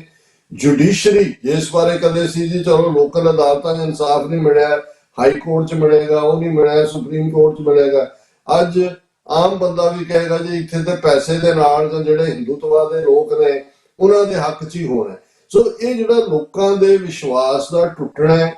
ਸਿਸਟਮ ਨੂੰ ਚੈਲੰਜ ਹੈ, ਉਹ ਨੌਜਵਾਨੀ ਦੇ ਰੂਪ 'ਚ ਹੈ, ਜਾਂ ਪੰਜਾਬ ਦੇ ਵਿੱਚ ਜਿਵੇਂ ਸਿੱਖਾਂ ਨੇ ਇਫੈਕਟਿਵਲੀ ਹਥਿਆਰਬੰਦ ਚੈਲੰਜ ਵੀ ਕੀਤਾ ਹੈ, ਅੱਜ ਥਰੂ ਬੈਲਟ ਵੀ ਸਾਡਾ ਚੈਲੰਜ ਹੈ। ਇਹ ਵੱਖਰੀ ਕਹਾਣੀ ਹੈ ਕਿ ਉਹ ਉਹਨੂੰ ਕਿਵੇਂ ਮੈਨੀਪੂਲੇਟ ਕਰ ਰਹੇ ਨੇ। ਸੋ ਕੁੱਲ ਮਿਲਾ ਕੇ ਬਾਕੀ ਉਸ ਜਿਹੜਾ ਵੀ ਐਡਮ ਹੈ, ਸਿਸਟਮ ਹੈ, ਉਹਦਾ ਇਮੇਜ ਦੁਨੀਆ ਦੇ ਵਿੱਚ ਕੀ ਜਾਂਦਾ। ਹੁਣ ਜਦੋਂ ਮੁਗਲ ਐਮਪਾਇਰ ਆਉਂਦਾ ਹੈ, ਲੰਬਾ ਵਕਤ ਜਿਹੜਾ ਹੈ ਉਹ ਕੋਈ ਨੇੜੇ ਨਹੀਂ ਸੀ ਲੱਗਦਾ, ਉਹਨਾਂ ਨੂੰ ਪਤਾ ਸੀ ਕਿ ਬਹੁਤ ਪਾਵਰ ਹੈ, ਬਹੁਤ ਦੂਜਾ ਹੈ। ਅੱਜ ਤੁਸੀਂ ਇੰਡੀਆ ਦਾ ਇਮੇਜ ਦੇਖੋ, ਐਰੋਡ ਕਿਸ ਲੈਵਲ ਦੇ ਉੱਤੇ ਹੁੰਦਾ ਹੈ। ਟ੍ਰਾਂਸਨੈਸ਼ਨਲ ਰਿਪਰੈਸ਼ਨ ਦੇ ਨਾਂ ਥੱਲੇ ਜੋ ਇਹਨਾਂ ਨੇ ਕੀਤਾ ਕਰ ਰਹੇ ਨੇ, ਇਹਨਾਂ ਦਾ ਇਮੇਜ ਜਿਹੜਾ ਐਜ਼ ਏ ਡੈਮੋਕ੍ਰੇਸੀ ਖਤਮ ਹੋਇਆ। ਇੰਟਰਨੈਟ ਬੰਦ ਸਭ ਤੋਂ ਜ਼ਿਆਦਾ ਭਾਰਤ ਦੇ ਵਿੱਚ ਹੁੰਦਾ। ਤੁਸੀਂ ਰਿਪੋਰਟਾਂ ਕੱਢ ਕੇ ਜੋ ਕੁਝ ਇਹਨਾਂ ਨੇ ਇੱਕ ਪੀਸਫੁਲ ਡੈਮੋਨਸਟ੍ਰੇਸ਼ਨ ਤੇ ਕੀਤਾ, ਐਮਨੈਸਟੀ ਇੰਟਰਨੈਸ਼ਨਲ ਤੋਂ ਲੈ ਕੇ US ਸਟੇਟ ਡਿਪਾਰਟਮੈਂਟ ਤੱਕ ਇਸ ਦਾ ਨੋਟਿਸ ਲੈ ਰਹੇ ਨੇ। ਸੋ ਇਸ ਸਾਰੇ ਔਰ ਇਕਨੋਮੀ ਵਾਈਜ਼ ਵੀ ਤੁਸੀਂ ਦੇਖੋ ਵੀ ਮਨਮੋਹਨ ਸਿੰਘ ਨੇ ਇੱਕ ਸਕੀਮ FDI ਜਿਹਨੂੰ ਕਹਿੰਦੇ ਸੀ ਫੋਰਨ ਡਾਇਰੈਕਟ ਇਨਵੈਸਟਮੈਂਟ ਦੀ ਕੀਤੀ ਸੀ। ਤੁਸੀਂ ਪਿਛਲੇ 6 ਮਹੀਨੇ ਦੇ ਵਿੱਚ ਦੇਖੋ ਜਿਨ੍ਹਾਂ ਦੀਆਂ ਇਨਵੈਸਟਮੈਂਟ ਸੀ ਉਹ ਵੀ ਕੱਢ ਰਹੇ ਨੇ ਡਾਲਰ ਦੇ ਮੁਕਾਬਲੇ। ਹੁਣ ਜਦੋਂ ਜੂਨ 84 ਦੇ ਵਿੱਚ ਇਹ ਅਟੈਕ ਕਰਦੇ ਨੇ, $1 9 ਭਾਰਤੀ ਰੁਪਈਆਂ ਦੇ ਬਰਾਬਰ ਸੀ। ਅੱਜ ਲੁੜਕ ਕੇ 97 ਰੁਪਏ ਦੇ ਉੱਤੇ ਉਹ ਜਿਹੜਾ ਹੈ ਉਹ ਡਾਂਸ ਕਰ ਰਿਹਾ ਡਾਲਰ ਦੇ ਸਾਹਮਣੇ। ਸੋ ਕੁੱਲ ਮਿਲਾ ਕੇ ਇਹ ਠੀਕ ਹੈ ਕਿ ਵੀ ਉਹਨਾਂ ਨੇ ਆਪਣਾ, ਉਹਨਾਂ ਦਾ PR ਬੜਾ ਮਜ਼ਬੂਤ ਹੈ, ਉਹਦੇ ਥੱਲੇ ਉਹ ਭੁਲੇਖਾ ਦੇ ਜਾਣ ਕਿ ਜੀ ਅਸੀਂ 2025 ਤੱਕ ਇੱਕ ਜ਼ਮਾਨੇ 'ਚ ਤੁਹਾਨੂੰ ਯਾਦ ਹੋਣਾ ਹੈ ਅਟਲ ਬਿਹਾਰੀ ਵਾਜਪਾਈ ਜਦੋਂ ਸੀ ਤਾਂ ਇਹ ਕਹਿੰਦੇ ਸੀ 2025 'ਚ ਸਾਡੀ ਇਕਨੋਮੀ ਚੀਨ ਨੂੰ ਪਿੱਛੇ ਛੱਡ ਜਾਏਗੀ, 2050 ਦੇ ਵਿੱਚ ਅਸੀਂ ਅਮਰੀਕਾ ਨੂੰ ਪਿੱਛੇ ਛੱਡ ਜਾਵਾਂਗੇ। ਸੋ ਅੱਜ ਵੀ ਤੁਸੀਂ ਇਹਨਾਂ ਦਾ ਦੇਖੋ, ਔਰ ਇਹ ਜਦੋਂ ਲੋਕ ਟੁੱਟਦੇ ਨੇ, ਲੋਕਾਂ ਦਾ ਵਿਸ਼ਵਾਸ ਟੁੱਟਦਾ ਹੈ, ਕਿੰਨੇ ਮਿਲੀਅਨ ਇੰਡੀਅਨ ਨੇ ਜਿਹੜੇ ਹਰ ਸਾਲ ਇੰਡੀਅਨ ਸਿਟੀਜ਼ਨਸ਼ਿਪ ਛੱਡ ਰਹੇ ਨੇ। ਹੁਣ ਇਹ ਕਹੀ ਜਾਓ ਜੀ ਬਹੁਤ ਵਿਕਾਸ ਬੜਾ ਦੂਜਾ, ਤੇ ਫਿਰ ਤੁਹਾਡੇ ਲੋਕ ਕਿਉਂ ਛੱਡ ਕੇ ਮੁਲਕ ਜਾ ਰਹੇ ਨੇ। ਸੋ ਇਹ ਆਪਣੇ ਆਪ ਦੇ ਵਿੱਚ ਕਈ ਵਾਰ ਇਹਦੇ ਵਿੱਚ ਕੋਈ ਸ਼ੱਕ ਨਹੀਂ ਹੈ ਕਿ ਭਾਰਤ ਨੂੰ ਤੋੜਨਾ ਕੋਈ ਸੌਖਾ ਨਹੀਂ ਹੈ, ਪਰ ਇਹਨੇ ਆਪਣੇ ਭਾਰ ਦੇ ਨਾਲ ਹੀ ਟੁੱਟਣਾ ਹੈ, ਜਿਵੇਂ ਕਿ ਸੋਵੀਅਤ ਯੂਨੀਅਨ ਟੁੱਟਿਆ। ਅੰਦਰੂਨੀ ਜਦੋਂ ਕਿ ਜਿਹੜੀ ਹੈ ਬੇਯਕੀਨੀ, ਕਮਜ਼ੋਰੀ, ਅਨਇੰਪਲੋਇਮੈਂਟ, ਦੂਸਰੀਆਂ problems, law and order problem. ਸੋ ਕੁੱਲ ਮਿਲਾ ਕੇ ਅਸੀਂ ਇਸ ਨੂੰ ਇਸ ਆਈਨੇ ਦੇ ਨਾਲ ਦੇਖੀਏ ਕਿ ਅਲਟੀਮੇਟਲੀ ਜਿਹੜਾ ਹੈ ਇਹ ਭਾਰਤ, ਕਿਉਂਕਿ ਇਹਦਾ ਨਾ ਤਾਂ ਕੋਈ ਬਾਈਂਡਿੰਗ ਫੈਕਟਰ ਤਹਿਜ਼ੀਬ ਹੈ, ਕੋਈ ਤਹਿਜ਼ੀਬੀ ਤੌਰ ਦੇ ਉੱਤੇ ਕਦੇ ਵੀ ਮੁਲਕ ਨਹੀਂ। ਤੁਸੀਂ ਅਸ਼ੋਕ ਜਾਂ ਚੰਦਰਗੁਪਤ ਮੌਰੀਆ, ਉਹ ਤਾਂ ਐਮਪਾਇਰ ਸੀ, ਉਹ ਤਾਂ ਆਟੋਮਨ ਐਮਪਾਇਰ ਨੇ ਅੱਧਾ ਯੂਰਪ, ਅੱਧਾ ਅਫਰੀਕਾ ਕਾਬੂ ਕੀਤਾ ਹੋਇਆ ਸੀ, ਪਰ ਐਜ਼ ਏ ਨੇਸ਼ਨ ਕੋਈ ਆਈਡੈਂਟਿਟੀ ਕਦੇ ਵੀ ਨਹੀਂ ਸੀ, ਨਾ ਜ਼ਬਾਨ ਦੀ ਨਾ ਤਹਿਜ਼ੀਬ ਦੀ। ਸੋ ਮੈਨੂੰ ਲੱਗਦਾ ਹੈ ਕਿ ਵੀ ਇਹ ਜਿਹੜਾ ਐਵੇਂ ਇੱਕ ਜਿਹਨੂੰ ਕਹਿੰਦੇ ਨੇ ਕਿ ਵੀ ਇੱਕ ਗੁੱਡਾ ਬਣਿਆ ਹੋਇਆ ਕਿ ਜੀ ਭਾਰਤ ਬਹੁਤ ਸਟੇਬਲ, ਬਹੁਤ ਪਾਵਰ, ਚੌਥੀ ਫੌਜੀ ਪਾਵਰ ਫਲਾਣੀ ਆ। ਪਾਕਿਸਤਾਨ ਕਿੰਨਾ ਕੁ ਹੈ ਮੁਲਕ, 6ਵਾਂ ਹਿੱਸਾ ਹੈ ਇਹਨਾਂ ਦੇ ਏਰੀਆ ਵਾਈਜ਼, ਇੰਨਾ ਹੀ ਆਬਾਦੀ ਵਾਈਜ਼। 7 8 9 ਮਈ ਦੇ 3 ਦਿਨਾਂ ਟਕਰਾਅ ਦੇ ਵਿੱਚ ਇਹਨਾਂ ਦੇ ਗੋਡੇ ਲੱਗਦੇ ਨੇ। ਟਰੰਪ ਦੀ ਮਿਹਨਤ ਕਰਕੇ ਜਿਹੜਾ ਇਹ ਸੀਜ਼ਫਾਇਰ ਕਰਵਾਉਂਦੇ ਨੇ। ਸੋ ਚੀਨ ਦੇ ਸਾਹਮਣੇ ਹੁਣ ਅੱਜ ਉਹਨਾਂ ਨਾਲ ਵਪਾਰਕ ਗੱਲਾਂ ਵੀ ਕਰ ਰਹੇ ਨੇ, ਕੈਲਾਸ਼ ਮਾਨਸਰੋਵਰ ਯਾਤਰਾ ਵੀ ਸ਼ੁਰੂ ਕਰ ਲਈ। 4000 ਸਕੁਅਰ ਮਾਈਲ ਤੋਂ ਜ਼ਿਆਦਾ ਟੈਰੀਟਰੀ ਆ ਪਿਛਲੇ 4 ਸਾਲ ਦੇ ਵਿੱਚ ਇਹਨਾਂ ਨੇ ਗਵਾਈ ਹੈ। ਸੋ ਇਹ ਕਿੱਥੋਂ ਦੀ ਪਾਵਰ ਹੈ, ਕਿਹਦੇ ਨਾਲ ਹੈ? ਔਰ ਅੱਜ ਵੈਸਟ ਏਸ਼ੀਆ ਕ੍ਰਾਈਸਿਸ ਦੇ ਵਿੱਚ ਈਵਨ ਇੰਡੀਆ ਦੀ ਹੋਂਦ ਰੀਜਨਲ ਪਾਵਰ ਦੇ ਤੌਰ ਦੇ ਉੱਤੇ ਵੀ ਨਹੀਂ ਰਹੀ। ਪਾਕਿਸਤਾਨ ਅਮਰੀਕਾ ਜਿਹੜਾ ਸਭ ਤੋਂ ਵੱਡਾ ਆਪਣਾ ਅਲਾਈ ਸਮਝਦਾ ਸੀ ਇਹਨਾਂ ਨੂੰ, ਉਹਨਾਂ ਨੇ ਜਿਹੜਾ ਇੰਡੋ ਲਫ਼ਜ਼ ਵੀ ਨਾਲੋਂ ਕੱਢਤਾ, ਇੰਡੋ ਪੈਸੀਫਿਕ ਕਮਾਂਡ ਬਣਾ ਦਿੱਤਾ ਸੀ ਟਰੰਪ ਦੀ ਪਹਿਲੀ ਟਰਮ ਵੇਲੇ। ਉਹਨਾਂ ਨੂੰ ਲੱਗਦਾ ਵੀ ਇਹ ਵਰਥ ਨਹੀਂ ਹੈ ਕੋਈ ਵੀ। ਹਾਂ, ਇਹਦੇ ਕੋਈ ਸ਼ੱਕ ਨਹੀਂ। ਜਦੋਂ ਅਸੀਂ ਤੀਸਰੀ ਧਿਰ ਦੀ ਗੱਲ ਕਰਦੇ ਹਾਂ, ਜਿਸ ਲੈਵਲ ਦੇ ਉੱਤੇ ਭਾਰਤ ਦੀ ਫੋਰਨ ਪਾਲਿਸੀ ਬਿਲਕੁਲ ਕਨਫਿਊਜ਼ਨ ਭੰਬਲ ਭੂਸੇ ਚ, ਉਹ ਜਿਹਨੂੰ ਅੰਗਰੇਜ਼ੀ ਚ ਕਹਿੰਦੇ ਨੇ to run with the hare and hunt with the hound, ਕਿ ਸਹਿ ਨਾਲ ਵੀ ਦੌੜ ਰਹੇ ਨੇ ਔਰ ਸ਼ਿਕਾਰੀ ਕੁੱਤੇ ਨਾਲ ਵੀ ਦੌੜ ਰਹੇ ਨੇ। ਨਤੀਜੇ ਦੇ ਤੌਰ ਤੇ ਨਾ ਇਹਨਾਂ ਤੇ ਅਮਰੀਕਾ ਟਰਸਟ ਕਰਦਾ ਹੈ, ਨਾ ਚਾਈਨਾ ਕਰਦਾ ਹੈ, ਨਾ ਹੁਣ ਈਵਨ ਰਸ਼ੀਆ ਵੀ ਕਰਦਾ ਹੈ। ਸੋ ਇਹਨਾਂ ਹਾਲਾਤਾਂ 'ਚ ਜਿਹੜੀ ਹੈ ਤੀਸਰੀ ਤੇ ਜਿੱਦਣ ਅਮਰੀਕਾ ਵੈਸਟਰਨ ਪਾਵਰਸ ਨੂੰ ਇਹ ਲੱਗਾ ਕਿ ਭਾਈ ਇਹ ਜਿਹੜਾ ਹੈ ਏਡਾ ਵੱਡਾ ਜਿਹੜਾ ਇਹ ਸਟਰਕਚਰ ਇਹਨਾਂ ਨੇ ਖੜਾ ਕੀਤਾ ਹੋਇਆ ਹੈ, ਇਸ ਨਾਲੋਂ ਮੋਰ ਐਫੀਸ਼ੀਐਂਟ ਜਿਹੜੇ ਨੇ ਛੋਟੇ ਸਟਰਕਚਰ ਹੋ ਸਕਦੇ ਨੇ, ਉਦੋਂ ਜਿਹੜਾ ਉਹਨੂੰ ਫੈਸਿਲਿਟੇਟ ਕਰ ਦੇਣਗੇ। ਅਦਰਵਾਈਜ਼ ਹੌਲੀ ਹੌਲੀ ਹੌਲੀ ਭਾਰਤ ਆਪਣੀ ਮੌਤ ਤੇ ਆਪ ਹੀ ਮਰਦਾ ਜਾਏਗਾ। ਬਿਲਕੁਲ ਡਾਕਟਰ ਸਾਹਿਬ, ਜਿਵੇਂ ਇਹ ਤੁਸੀਂ ਇਹ ਗੱਲ ਕੀਤੀ ਹੈ ਕਿ ਜਿਹੜਾ ਇਹ ਆਰਟੀਫਿਸ਼ੀਅਲ ਕੰਸਟਰਕਟ ਆ ਇੰਡੀਅਨ ਸਟੇਟ ਦਾ, ਇੰਡੀਅਨ ਸਟੈਬਲਿਸ਼, ਉਹਨੂੰ ਜਿਵੇਂ ਬਾਈ ਮਿਲਟਰੀ ਮਾਈਟ ਤੇ ਜਿਹੜੀ ਇੱਕ ਜਿਹੜੇ ਇੰਸਟੀਚਿਊਟਸ ਜਾਂ ਜਿਹੜੇ ਸਟਰਕਚਰ ਬ੍ਰਿਟਿਸ਼ ਕੋਲੋਨਾਈਜੇਸ਼ਨ ਦੇ ਟਾਈਮ ਜਿਹੜੀ ਫਾਰਮੇਸ਼ਨ ਉਹਦੇ ਨਾਲ ਜਿਵੇਂ ਮਤਲਬ ਇਹਨੂੰ ਇਸ ਕੰਸਟਰਕਟ ਨੂੰ ਕੀਤਾ ਗਿਆ ਜਿਹੜਾ ਉਹ ਹੁਣ ਲੰਮਾ ਜਿਹੜਾ ਆ ਉਹ ਚੱਲਦਾ ਰਿਹਾ। ਤੇ ਜਿਹੜੇ ਇਹਦੇ ਨਿਰਮਾਤਾ ਵੀ ਸੀ ਇਸ ਕੰਸਟਰਕਟ ਦੇ, ਉਹ ਵੀ ਹੁਣ ਜਿਵੇਂ ਤੁਸੀਂ ਗੱਲ ਕਹੀ ਕਿ ਵੈਸਟਰਨ ਜਿਹੜੀਆਂ ਸੁਪਰ ਪਾਵਰਸ ਨੇ, ਉਹ ਵੀ ਉਹਨਾਂ ਦਾ ਵੀ ਟਰਸਟ ਇਸ ਹੁਣ ਕੰਸਟਰਕਟ ਦੇ ਉੱਤੇ ਨਹੀਂ ਰਿਹਾ। ਤੇ ਉਹਦੇ ਵਿੱਚ ਜਿਹੜੀ ਇਹ ਗੱਲ ਬੜੀ ਅਹਿਮ ਆ ਕਿ ਜਿਹੜਾ ਇੱਕ ਨਵੇਂ ਵਰਲਡ ਆਰਡਰ ਦੀ ਗੱਲ ਆ, ਨਿਊ ਵਰਲਡ ਆਰਡਰ ਆ ਜਿਹੜਾ, ਉਹਦੇ ਵਿੱਚ ਜਿਹੜੇ ਇੱਕ ਨੈਚੁਰਲ ਜਿਹੜੇ ਸਟਰਕਚਰਸ ਨੇ, ਜਿਹੜੇ ਸਦੀਆਂ ਤੋਂ ਜਿਹੜੇ ਸੋਲਿਡ ਹੋਣ, ਜਿਹੜੇ ਸੋਲਿਡ ਡਿਸੀਜਨਸ ਲੈ ਸਕਣ, ਤੇ ਉਹੋ ਜਿਹੇ ਸਟਰਕਚਰਸ ਇਸ ਖਿੱਤੇ ਦੇ ਵਿੱਚ ਫਾਰਮ ਹੋ ਸਕਦੇ ਆ, ਹੋਣ ਦੇ ਵਿੱਚ ਆ ਸਕਦੇ ਆ। ਨਾਲ ਜਿਹੜਾ ਮੇਰਾ ਸਵਾਲ ਸੀ, ਤੁਸੀਂ ਉਹਦੇ ਜਵਾਬ ਦੇ ਵਿੱਚ ਇਹ ਬੜਾ ਸਵਾਲ ਕਿ ਇਹ ਜਿਹੜੀ ਇੰਸਰਜੈਂਸੀ ਸੀ ਉਹਨਾਂ ਨੂੰ ਕੰਟਰੋਲ ਕਰਨ ਦੇ ਵਿੱਚ ਜਾਂ ਉਹਨਾਂ ਨੂੰ ਠੱਲ ਪਾਉਣ ਦੇ ਵਿੱਚ ਜਿਨ੍ਹਾਂ ਫੈਕਟਰਸ ਦੇ ਰਾਹੀਂ ਉਹ ਕਾਮਯਾਬ ਹੋਈ ਹੈ, ਚਾਹੇ ਉਹ ਉਹਦਾ ਮਿਲਟਰੀ ਮਾਈਟ ਸੀ, ਚਾਹੇ ਵੀ ਸੀ, ਤੇ ਇਹ ਸਾਰਾ ਕੁਝ ਸੀ। ਹੁਣ ਜਾਂਦੇ ਜਾਂਦੇ ਡਾਕਟਰ ਸਾਹਿਬ, ਮੈਂ ਇੱਕ ਸਵਾਲ ਤੁਹਾਨੂੰ ਇਹਦੇ 'ਚ ਹੋਰ ਜ਼ਿਆਦਾ ਪੁੱਛਣਾ ਚਾਹੁੰਦਾ ਕਿ ਇਹ ਤਾਂ ਅਸੀਂ ਸਟੇਟ ਦੇ ਫੈਕਟਰ ਤੋਂ ਗੱਲ ਕੀਤੀ ਆ, ਜਿਹੜੀਆਂ ਅਸੀਂ ਹਮੇਸ਼ਾ ਇਹ ਗੱਲ ਫੀਲ ਕਰ ਰਹੇ ਹਾਂ ਕਿ ਜਿਹੜੀਆਂ ਇਹ ਤਾਕਤਾਂ ਵੱਖੋ ਵੱਖ ਥਾਵਾਂ, ਜੇ ਅਸੀਂ ਭਾਰਤ ਦੇ ਵਿੱਚ ਗੱਲ ਕਰਨੀ ਹੋਵੇ, ਸੈਪਰੇਟਿਸਟ ਮੂਵਮੈਂਟ ਬੇਸਿਕਲੀ ਜਿਹੜਾ ਨੌਰਥ ਦਾ ਏਰੀਆ ਹੈ, ਨੌਰਥ ਈਸਟ ਦਾ ਏਰੀਆ ਹੈ ਜਾਂ ਨੌਰਥ ਵੈਸਟਰਨ ਜਿਹੜਾ, ਉਹਦੇ ਉੱਤੇ ਹੀ ਇਹ ਸਾਰਾ ਖਿੱਤਾ ਫੈਲਿਆ ਹੋਇਆ ਹੈ। ਤਾਂ ਉਹਦੇ ਵਿੱਚ ਕੋਈ ਜਿਹੜੀ ਲਿੰਕ ਦੀ ਅਸੀਂ ਕਹੀਏ ਕਿ ਇੰਪੋਸੀਬਲ ਨਹੀਂ ਆ ਕਿ ਉਹ ਆਪਸ ਦੇ ਵਿੱਚ ਉਹਨਾਂ ਦੇ ਵਿੱਚ ਲਿੰਕ ਨਹੀਂ ਬਣ ਸਕਦਾ। ਪਰ ਹੁਣ ਤੱਕ ਅਸੀਂ ਇਹ ਦੇਖਿਆ ਹੈ ਕਿ ਜਿਹੜੀਆਂ ਇਹ ਸਾਰੀਆਂ ਮੂਵਮੈਂਟਸ ਨੇ, ਉਹਨਾਂ ਦੇ ਵਿੱਚ ਕੋਈ ਇਹੋ ਜਿਹੀ ਸੋਲਿਡ ਕਮਿਊਨੀਕੇਸ਼ਨ, ਇਹੋ ਜਿਹਾ ਕੋਈ ਸੋਲਿਡ ਅਲਾਇੰਸ ਜਿਹੜਾ ਆ ਉਹ ਨਹੀਂ ਬਣਿਆ, ਜਿਹਦੇ ਨਾਲ ਕਿ ਕੋਈ ਇੱਕੋ ਸਮੇਂ ਦੇ ਉੱਤੇ ਇੱਕੋ ਜਿਹੜੀ ਨਾਲ ਸਟੇਟ ਨੂੰ ਚੈਲੰਜ ਕਰ ਸਕਦੀਆਂ ਇਹ ਮੂਵਮੈਂਟਸ ਜਿਹੜੀਆਂ ਆ। ਤਾਂ ਮਤਲਬ ਇਹ ਤੁਹਾਡਾ ਜਿਹੜਾ ਤੁਸੀਂ ਸਾਰੀ ਇਹ ਮੂਵਮੈਂਟਸ, ਚਾਹੇ ਕਸ਼ਮੀਰ ਦੀ ਮੂਵਮੈਂਟ ਨੂੰ ਵੀ ਤੁਸੀਂ ਦੇਖਿਆ, ਨੋਰਥ ਨੂੰ ਵੀ ਦੇਖਿਆ, ਖਾਲਿਸਤਾਨ ਦੀ ਮੂਵਮੈਂਟ ਨੂੰ ਵੀ ਦੇਖਿਆ, ਤਾਂ ਇਹਦੇ ਫੇਲੀਅਰ ਦਾ ਕੀ ਕਾਰਨ ਰਿਹਾ ਮੰਨਦੇ ਹੋ ਕਿ ਕਿਉਂ ਜਿਹੜਾ ਇੱਕ ਸਟਰੋਂਗ ਅਲਾਇੰਸ ਐਕਸ਼ਨ ਓਰੀਐਂਟਡ ਜਿਹੜਾ ਆ ਉਹ ਇਹਨਾਂ ਸੈਪਰੇਟਿਸਟ ਮੂਵਮੈਂਟਸ ਦੇ ਵਿੱਚ ਫਾਰਮ ਨਹੀਂ ਹੋ ਸਕਿਆ? ਦੇਖੋ, ਤੁਸੀਂ ਬਿਲਕੁਲ ਠੀਕ ਫਰਮਾਇਆ। ਹਾਲਾਂਕਿ ਇਸ ਕੋਈ ਸ਼ੱਕ ਨਹੀਂ ਹੈ ਕਿ ਜਦੋਂ ਖਾਲਿਸਤਾਨ ਦੀ ਮੂਵਮੈਂਟ ਤਾਂ ਜੇ ਅਸੀਂ ਨਹੀਂ ਕਹਿ ਸਕਦੇ, ਲੇਕਿਨ ਪੰਜਾਬ ਦੇ ਹੱਕਾਂ ਦੀ ਮੂਵਮੈਂਟ, ਧਰਮ ਯੁੱਧ ਮੋਰਚਾ ਔਰ ਸੰਤ ਪਿੰਡਾਂ ਵਾਲਿਆਂ ਦੀ ਅਗਵਾਈ ਥੱਲੇ ਫੈਡਰੇਸ਼ਨ ਦਾ ਐਕਟਿਵਿਜ਼ਮ ਜਿਹੜਾ ਹੈ ਭਾਈ ਅਮਰੀਕ ਸਿੰਘ ਪ੍ਰੈਜ਼ੀਡੈਂਟ ਦੀ ਰਹਿਨੁਮਾਈ ਥੱਲੇ ਚੱਲ ਰਿਹਾ ਸੀ, ਉਦੋਂ ਜਿਹੜੇ ਫੈਡਰੇਸ਼ਨ ਦੇ ਕੁਝ ਐਕਟਿਵਿਸਟ ਨੇ ਅਸਾਮ ਦੇ ਵਿੱਚ ਜਿਹੜੀ ਸਟੂਡੈਂਟ ਮੂਵਮੈਂਟ, ਅਸਾਮ ਗਣ ਪਰਿਸ਼ਦ ਜਾਂ ਆਸੂ ਜਥੇਬੰਦੀਆਂ ਥੱਲੇ ਚੱਲ ਰਹੀ ਸੀ, ਉਹਨਾਂ ਦੇ ਨਾਲ ਰਾਬਤਾ ਵੀ ਕੀਤਾ। ਉਹਨਾਂ ਦੇ ਨੁਮਾਇੰਦੇ ਵੀ ਸ਼ਾਇਦ ਇੱਕ ਦੋ ਵਾਰ ਆਏ, ਲੇਕਿਨ ਉਹ ਇੱਕਦਮ ਜੂਨ 84 ਦੇ ਘੱਲੂਘਾਰੇ ਤੋਂ ਬਾਅਦ ਜਿਹੜਾ ਰਿਪਰੈਸ਼ਨ ਦਾ ਦੌਰ ਸ਼ੁਰੂ ਹੋਇਆ, ਉਸ ਤੋਂ ਬਾਅਦ ਉਹ ਕੋਈ ਰਾਬਤਾ ਨਹੀਂ ਹੋਇਆ।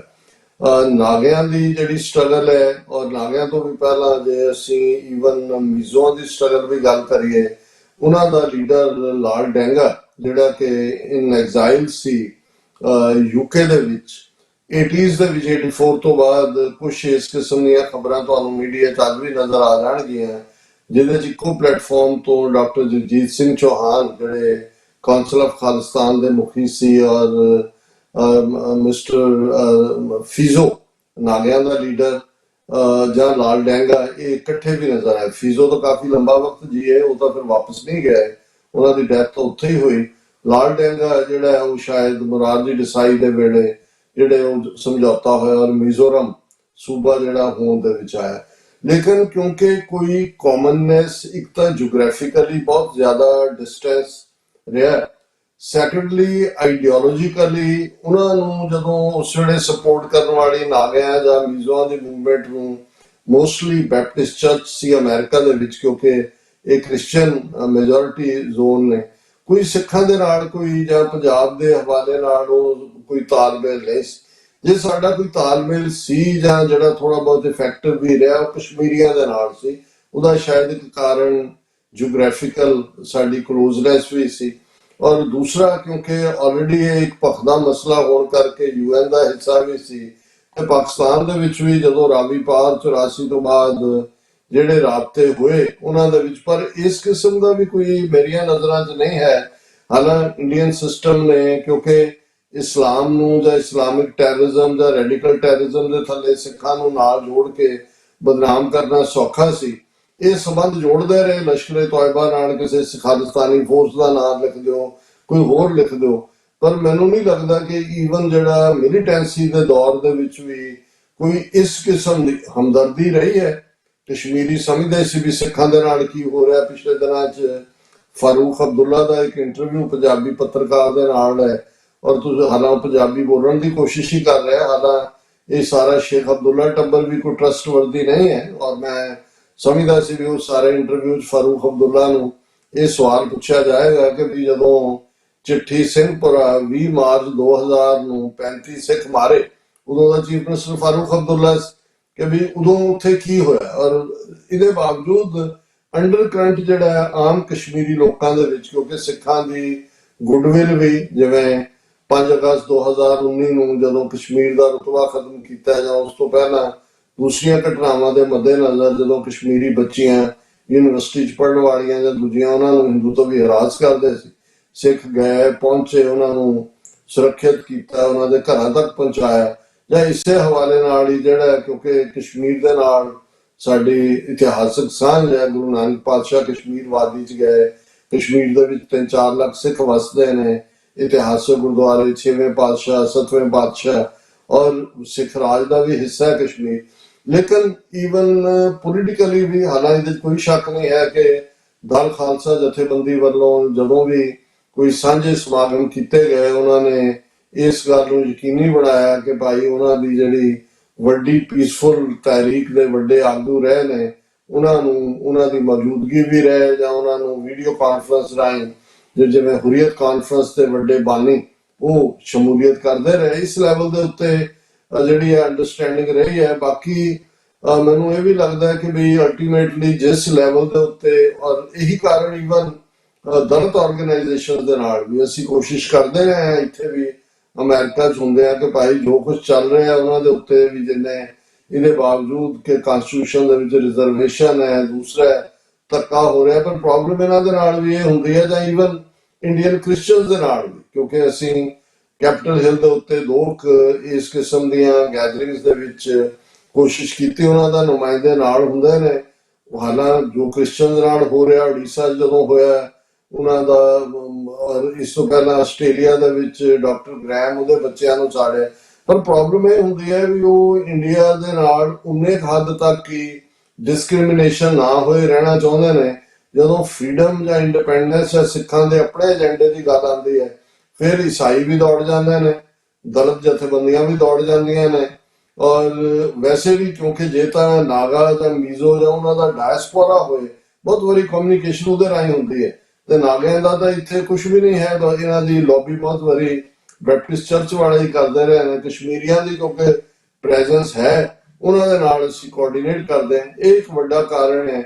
ਕਿ ਕੋਈ ਵੀ ਜਿਹੜੀਆਂ ਨੇ ਸਾਈਮਲਟੇਨੀਅਸਲੀ ਕੋਈ ਮੂਵਮੈਂਟਸ, ਔਰ ਇਹਦੇ ਵਿੱਚ ਮੈਨੂੰ ਯਾਦ ਹੈ, ਹੁਣ ਤਾਂ ਦੁਨੀਆ 'ਚ ਨਹੀਂ ਰਹੇ, ਮੇਜਰ ਜਨਰਲ ਨਰਿੰਦਰ ਸਿੰਘ ਭੁੱਲਰ ਜਿਹੜੇ human rights, Punjab human right organisation justice Bains ਦੇ ਨਾਲ ਵੀ ਰਹੇ ਜਾਂ ਦੂਜੇ, ਤੋਂ ਉਹਨਾਂ ਨੇ ਇਹ ਗੱਲ ਕਹੀ ਸੀ ਇੱਕ ਵਾਰੀ, ਕਹਿਣ ਲੱਗੇ ਦੇਖੋ ਅਸੀਂ ਫੌਜ 'ਚ ਸੀ, ਇਸ ਨਾਰਥ ਈਸਟ ਸਾਡੀ ਪੋਸਟਿੰਗ ਸੀ, ਸਾਡੇ ਤੋਂ ਬੜੇ ਜ਼ੁਲਮ ਕਰਵਾਏ ਇਹਨਾਂ ਨੇ ਦੂਜਿਆਂ ਦੇ। ਕਹਿੰਦੇ ਵੀ ਕਈ ਵਾਰ ਗੋਲੀ ਕਿਸੇ ਪਾਸਿਓਂ ਆਉਣੀ ਤੇ ਫੌਜ ਜਿਹੜੀ ਹੈ ਸਾਰੇ ਪਿੰਡ ਨੂੰ ਅੱਗ ਲਾ ਦਿੰਦੇ ਸੀ, ਤੇ ਅਸੀਂ ਜਾ ਕੇ ਦੇਖਣਾ ਕਿਤੇ ਚੌਲ ਪਏ ਹੋਏ ਨੇ, ਰਿੰਨਣ ਨੂੰ ਰੱਖਿਆ, ਦੂਜੇ ਟੱਬਰਾਂ ਦੇ ਟੱਬਰ ਦੌੜ ਜਾਂਦੇ ਸੀ ਜਾਂ ਨਾਲ ਮਰੇ ਪਏ ਹੁੰਦੇ ਸੀ। ਸੋ ਇਹਦੇ 'ਚ ਕੋਈ ਸ਼ੱਕ ਨਹੀਂ ਹੈ ਕਿ ਇਹਨਾਂ ਨੇ ਇਵੇਂ ਹੀ ਇੱਕ ਮਾਈਨੋਰਿਟੀ ਨੂੰ ਦੂਜੇ ਦੇ ਖਿਲਾਫ ਵੀ ਵਰਤਿਆ। ਇਹੀ ਕਾਰਨ ਹੈ ਕਿ ਉਹ ਈਵਨ ਸ੍ਰੀਲੰਕਾ ਦੇ ਵਿੱਚ, ਜੇ ਹੁਣ ਅਸੀਂ ਇਹ ਦੇਖੀਏ, so called Indian piece keeping force ਦੇ ਥੱਲੇ ਜਦੋਂ ਇਹਨਾਂ ਨੇ ਜਿਹੜਾ ਉੱਥੇ ਐਕਸ਼ਨ ਕੀਤਾ, ਉਹ ਬਹੁਤ 84 ਤੋਂ ਬਾਅਦ ਹੋਇਆ ਸੀ, ਸਿੱਖ ਫੌਜਾਂ ਦੇ ਵਿੱਚ ਹੋਈ ਬਗਾਵਤ ਤੋਂ ਸਤੇ ਪਏ ਸੀ। ਇਹਨਾਂ ਨੇ ਬੜੀ ਬੁਰੀ ਤਰ੍ਹਾਂ ਉਹਨਾਂ ਫੌਜੀਆਂ ਨੂੰ, ਜਿਨ੍ਹਾਂ ਨੂੰ ਕੋਈ ਗੁਰਿਲਾ ਵਾਰਫੇਅਰ ਦੀ ਟ੍ਰੇਨਿੰਗ ਹੀ ਨਹੀਂ ਸੀ, ਪਰ ਬਿਲਕੁਲ ਹੌਸਟਾਈਲ এনवायरमेंट ਦੇ ਵਿੱਚ ਜਾ ਕੇ ਸੁੱਟਿਆ। ਸੋ ਇਹ ਉਹਨਾਂ ਦੀ ਟੈਕਟਿਕ ਵੀ ਰਹੀ ਹੈ ਸੈਂਟਰ ਦੀ ਕਿ ਭਾਈ ਉਹ ਇੱਕ ਪਾਸੇ ਨੂੰ ਦਬਾਉਣ ਦੇ ਲਈ ਉੱਥੇ ਤੁਸੀਂ ਸਿੱਖ ਭੇਜ ਦਿਓ ਜਦੋਂ, ਔਰ ਇਧਰ ਵੀ ਜਿਹੜਾ ਇੱਕ ਹਿੱਸਾ ਰਿਹਾ ਕਿ ਵੀ ਕੋਈ ਜਿਓਗ੍ਰਾਫਿਕਲੀ ਵੱਡਾ ਖਿੱਤਾ ਹੋਣ ਕਰਕੇ ਔਰ ਕੋਈ ਆਈਡੀਓਲੋਜੀਕਲ ਲੈਵਲ ਦੇ ਉੱਤੇ ਕੋਈ ਯੂਨੀਫਾਈਡ ਐਫਰਟ ਨਹੀਂ ਹੈ। ਔਰ ਇਹ ਵੀ ਇੱਕ ਫੈਕਟ ਹੈ ਕਿ ਈਵਨ ਪਾਰਲੀਮੈਂਟਰੀ ਸਿਸਟਮ 'ਚ ਵੀ, ਅਦਰ ਦੈਨ ਕਿ ਵੀ ਕਰੁਣਾਨਿਧੀ ਜਾਂ ਦੂਸਰੇ ਤੀਸਰੇ ਇੰਡੀਵਿਜੂਅਲ ਕਿਤੇ ਮਿਲਦੇ ਜਾਂ ਸਿੱਖਾਂ ਦੇ ਨੂੰ ਥਾਪੀ ਦੇ ਦਿੰਦੇ ਸੀ ਕਿ ਜੀ ਤੁਸੀਂ ਬਹੁਤ ਬਹਾਦਰ ਹੋ, ਤੁਸੀਂ ਲੜ ਰਹੇ ਹੋ, ਅਸੀਂ ਤਾਂ ਫਿਰ ਵੀ ਡਰਦੇ ਹਾਂ। ਪਰ ਇਸ ਤੋਂ ਬਿਯੋਂਡ ਕੋਈ ਕੰਕਰੀਟ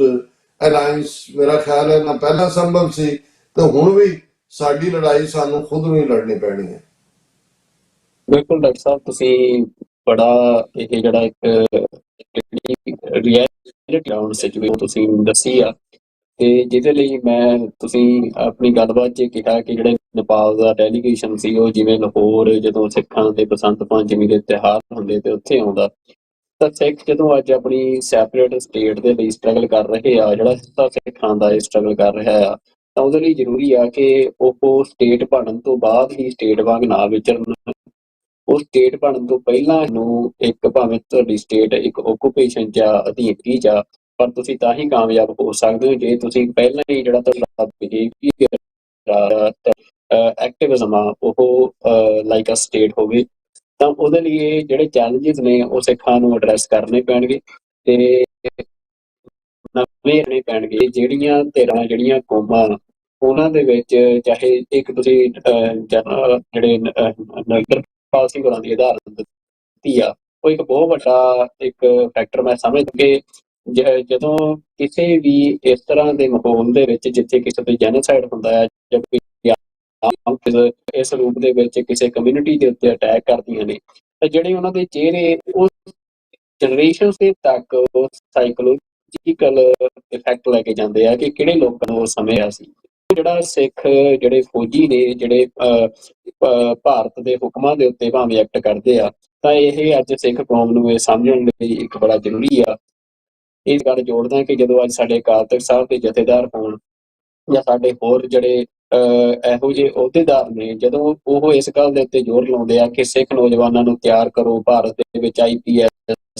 IAS ਜਾਂ ਫੌਜੀ ਅਫਸਰ ਬਣਾਓ, ਤਾਂ ਉਹ ਸ਼ਾਇਦ ਇਸ ਰਿਐਲਿਟੀ ਤੋਂ ਅੱਖਾਂ ਬੰਦ ਕਰੀ ਬੈਠੇ ਜਾਂ ਉਹਨਾਂ ਨੂੰ ਸਮਝ ਨਹੀਂ ਆ ਰਹੀ ਕਿ ਜਦੋਂ ਤੁਸੀਂ ਜਿਸ ਸਟੇਟ ਦੇ ਖਿਲਾਫ ਤੁਹਾਡੇ ਅਕਾਲ ਤਖ਼ਤ ਸਾਹਿਬ ਨੇ ਜੰਗ ਲੜੀ ਹੋਵੇ, ਤੇ ਉਸੇ ਸਟੇਟ ਦੇ ਵਿੱਚ ਉਸ ਅਕਾਲ ਤਖ਼ਤ ਸਾਹਿਬ ਤੋਂ ਜਿਹੜੇ ਨੌਕਰ ਨੇ ਉਹ ਭਰਤੀ ਕਰਨ ਦੇ ਲਈ ਜਦੋਂ ਸੁਨੇਹੇ ਦਿੱਤੇ, ਮੈਸੇਜ ਦਿੱਤੇ ਜਾਣ, ਤਾਂ ਉਹ ਜਨਰੇਸ਼ਨਸ ਤੱਕ ਉਹਦੇ ਕੀ ਖਤਰਨਾਕ ਸਿੱਟੇ ਨਿਕਲ ਸਕਦੇ ਆ, ਉਹ ਇਹ ਜਿਹੜੀ ਨਰਿੰਦਰਪਾਲ ਸਿੰਘ ਹੋਰਾਂ ਦੀ ਕੀਤੀ ਆ ਉਹਦੇ ਤੋਂ ਸਮਝਿਆ ਜਾ ਸਕਦਾ ਹੈ। ਤੇ ਅੱਜ ਦੇ ਉਹਦੇ ਵਿੱਚ ਮੈਂ ਇਹਦੇ ਚ ਐਡ ਕਰਨਾ ਚਾਹੁੰਦਾ ਹੈ, ਸਾਨੂੰ ਕਈ ਵਾਰ ਕਸ਼ਮੀਰ ਕਹਿਣਗੇ ਕਿ ਜੀ ਦੇਖੋ ਚਾਈਨਾ ਦੇ ਨਾਲ ਇੰਡੀਆ ਦੀ ਹੌਸਟਿਲਿਟੀ ਹੈ ਤੇ ਚਾਈਨਾ ਨਾਲ ਵੀ ਰਾਬਤੇ ਖੋਲ੍ਹਣੇ ਚਾਹੀਦੇ ਨੇ, ਕਮਿਊਨੀਕੇਸ਼ਨ ਹੋਣੀ ਚਾਹੀਦੀ ਹੈ।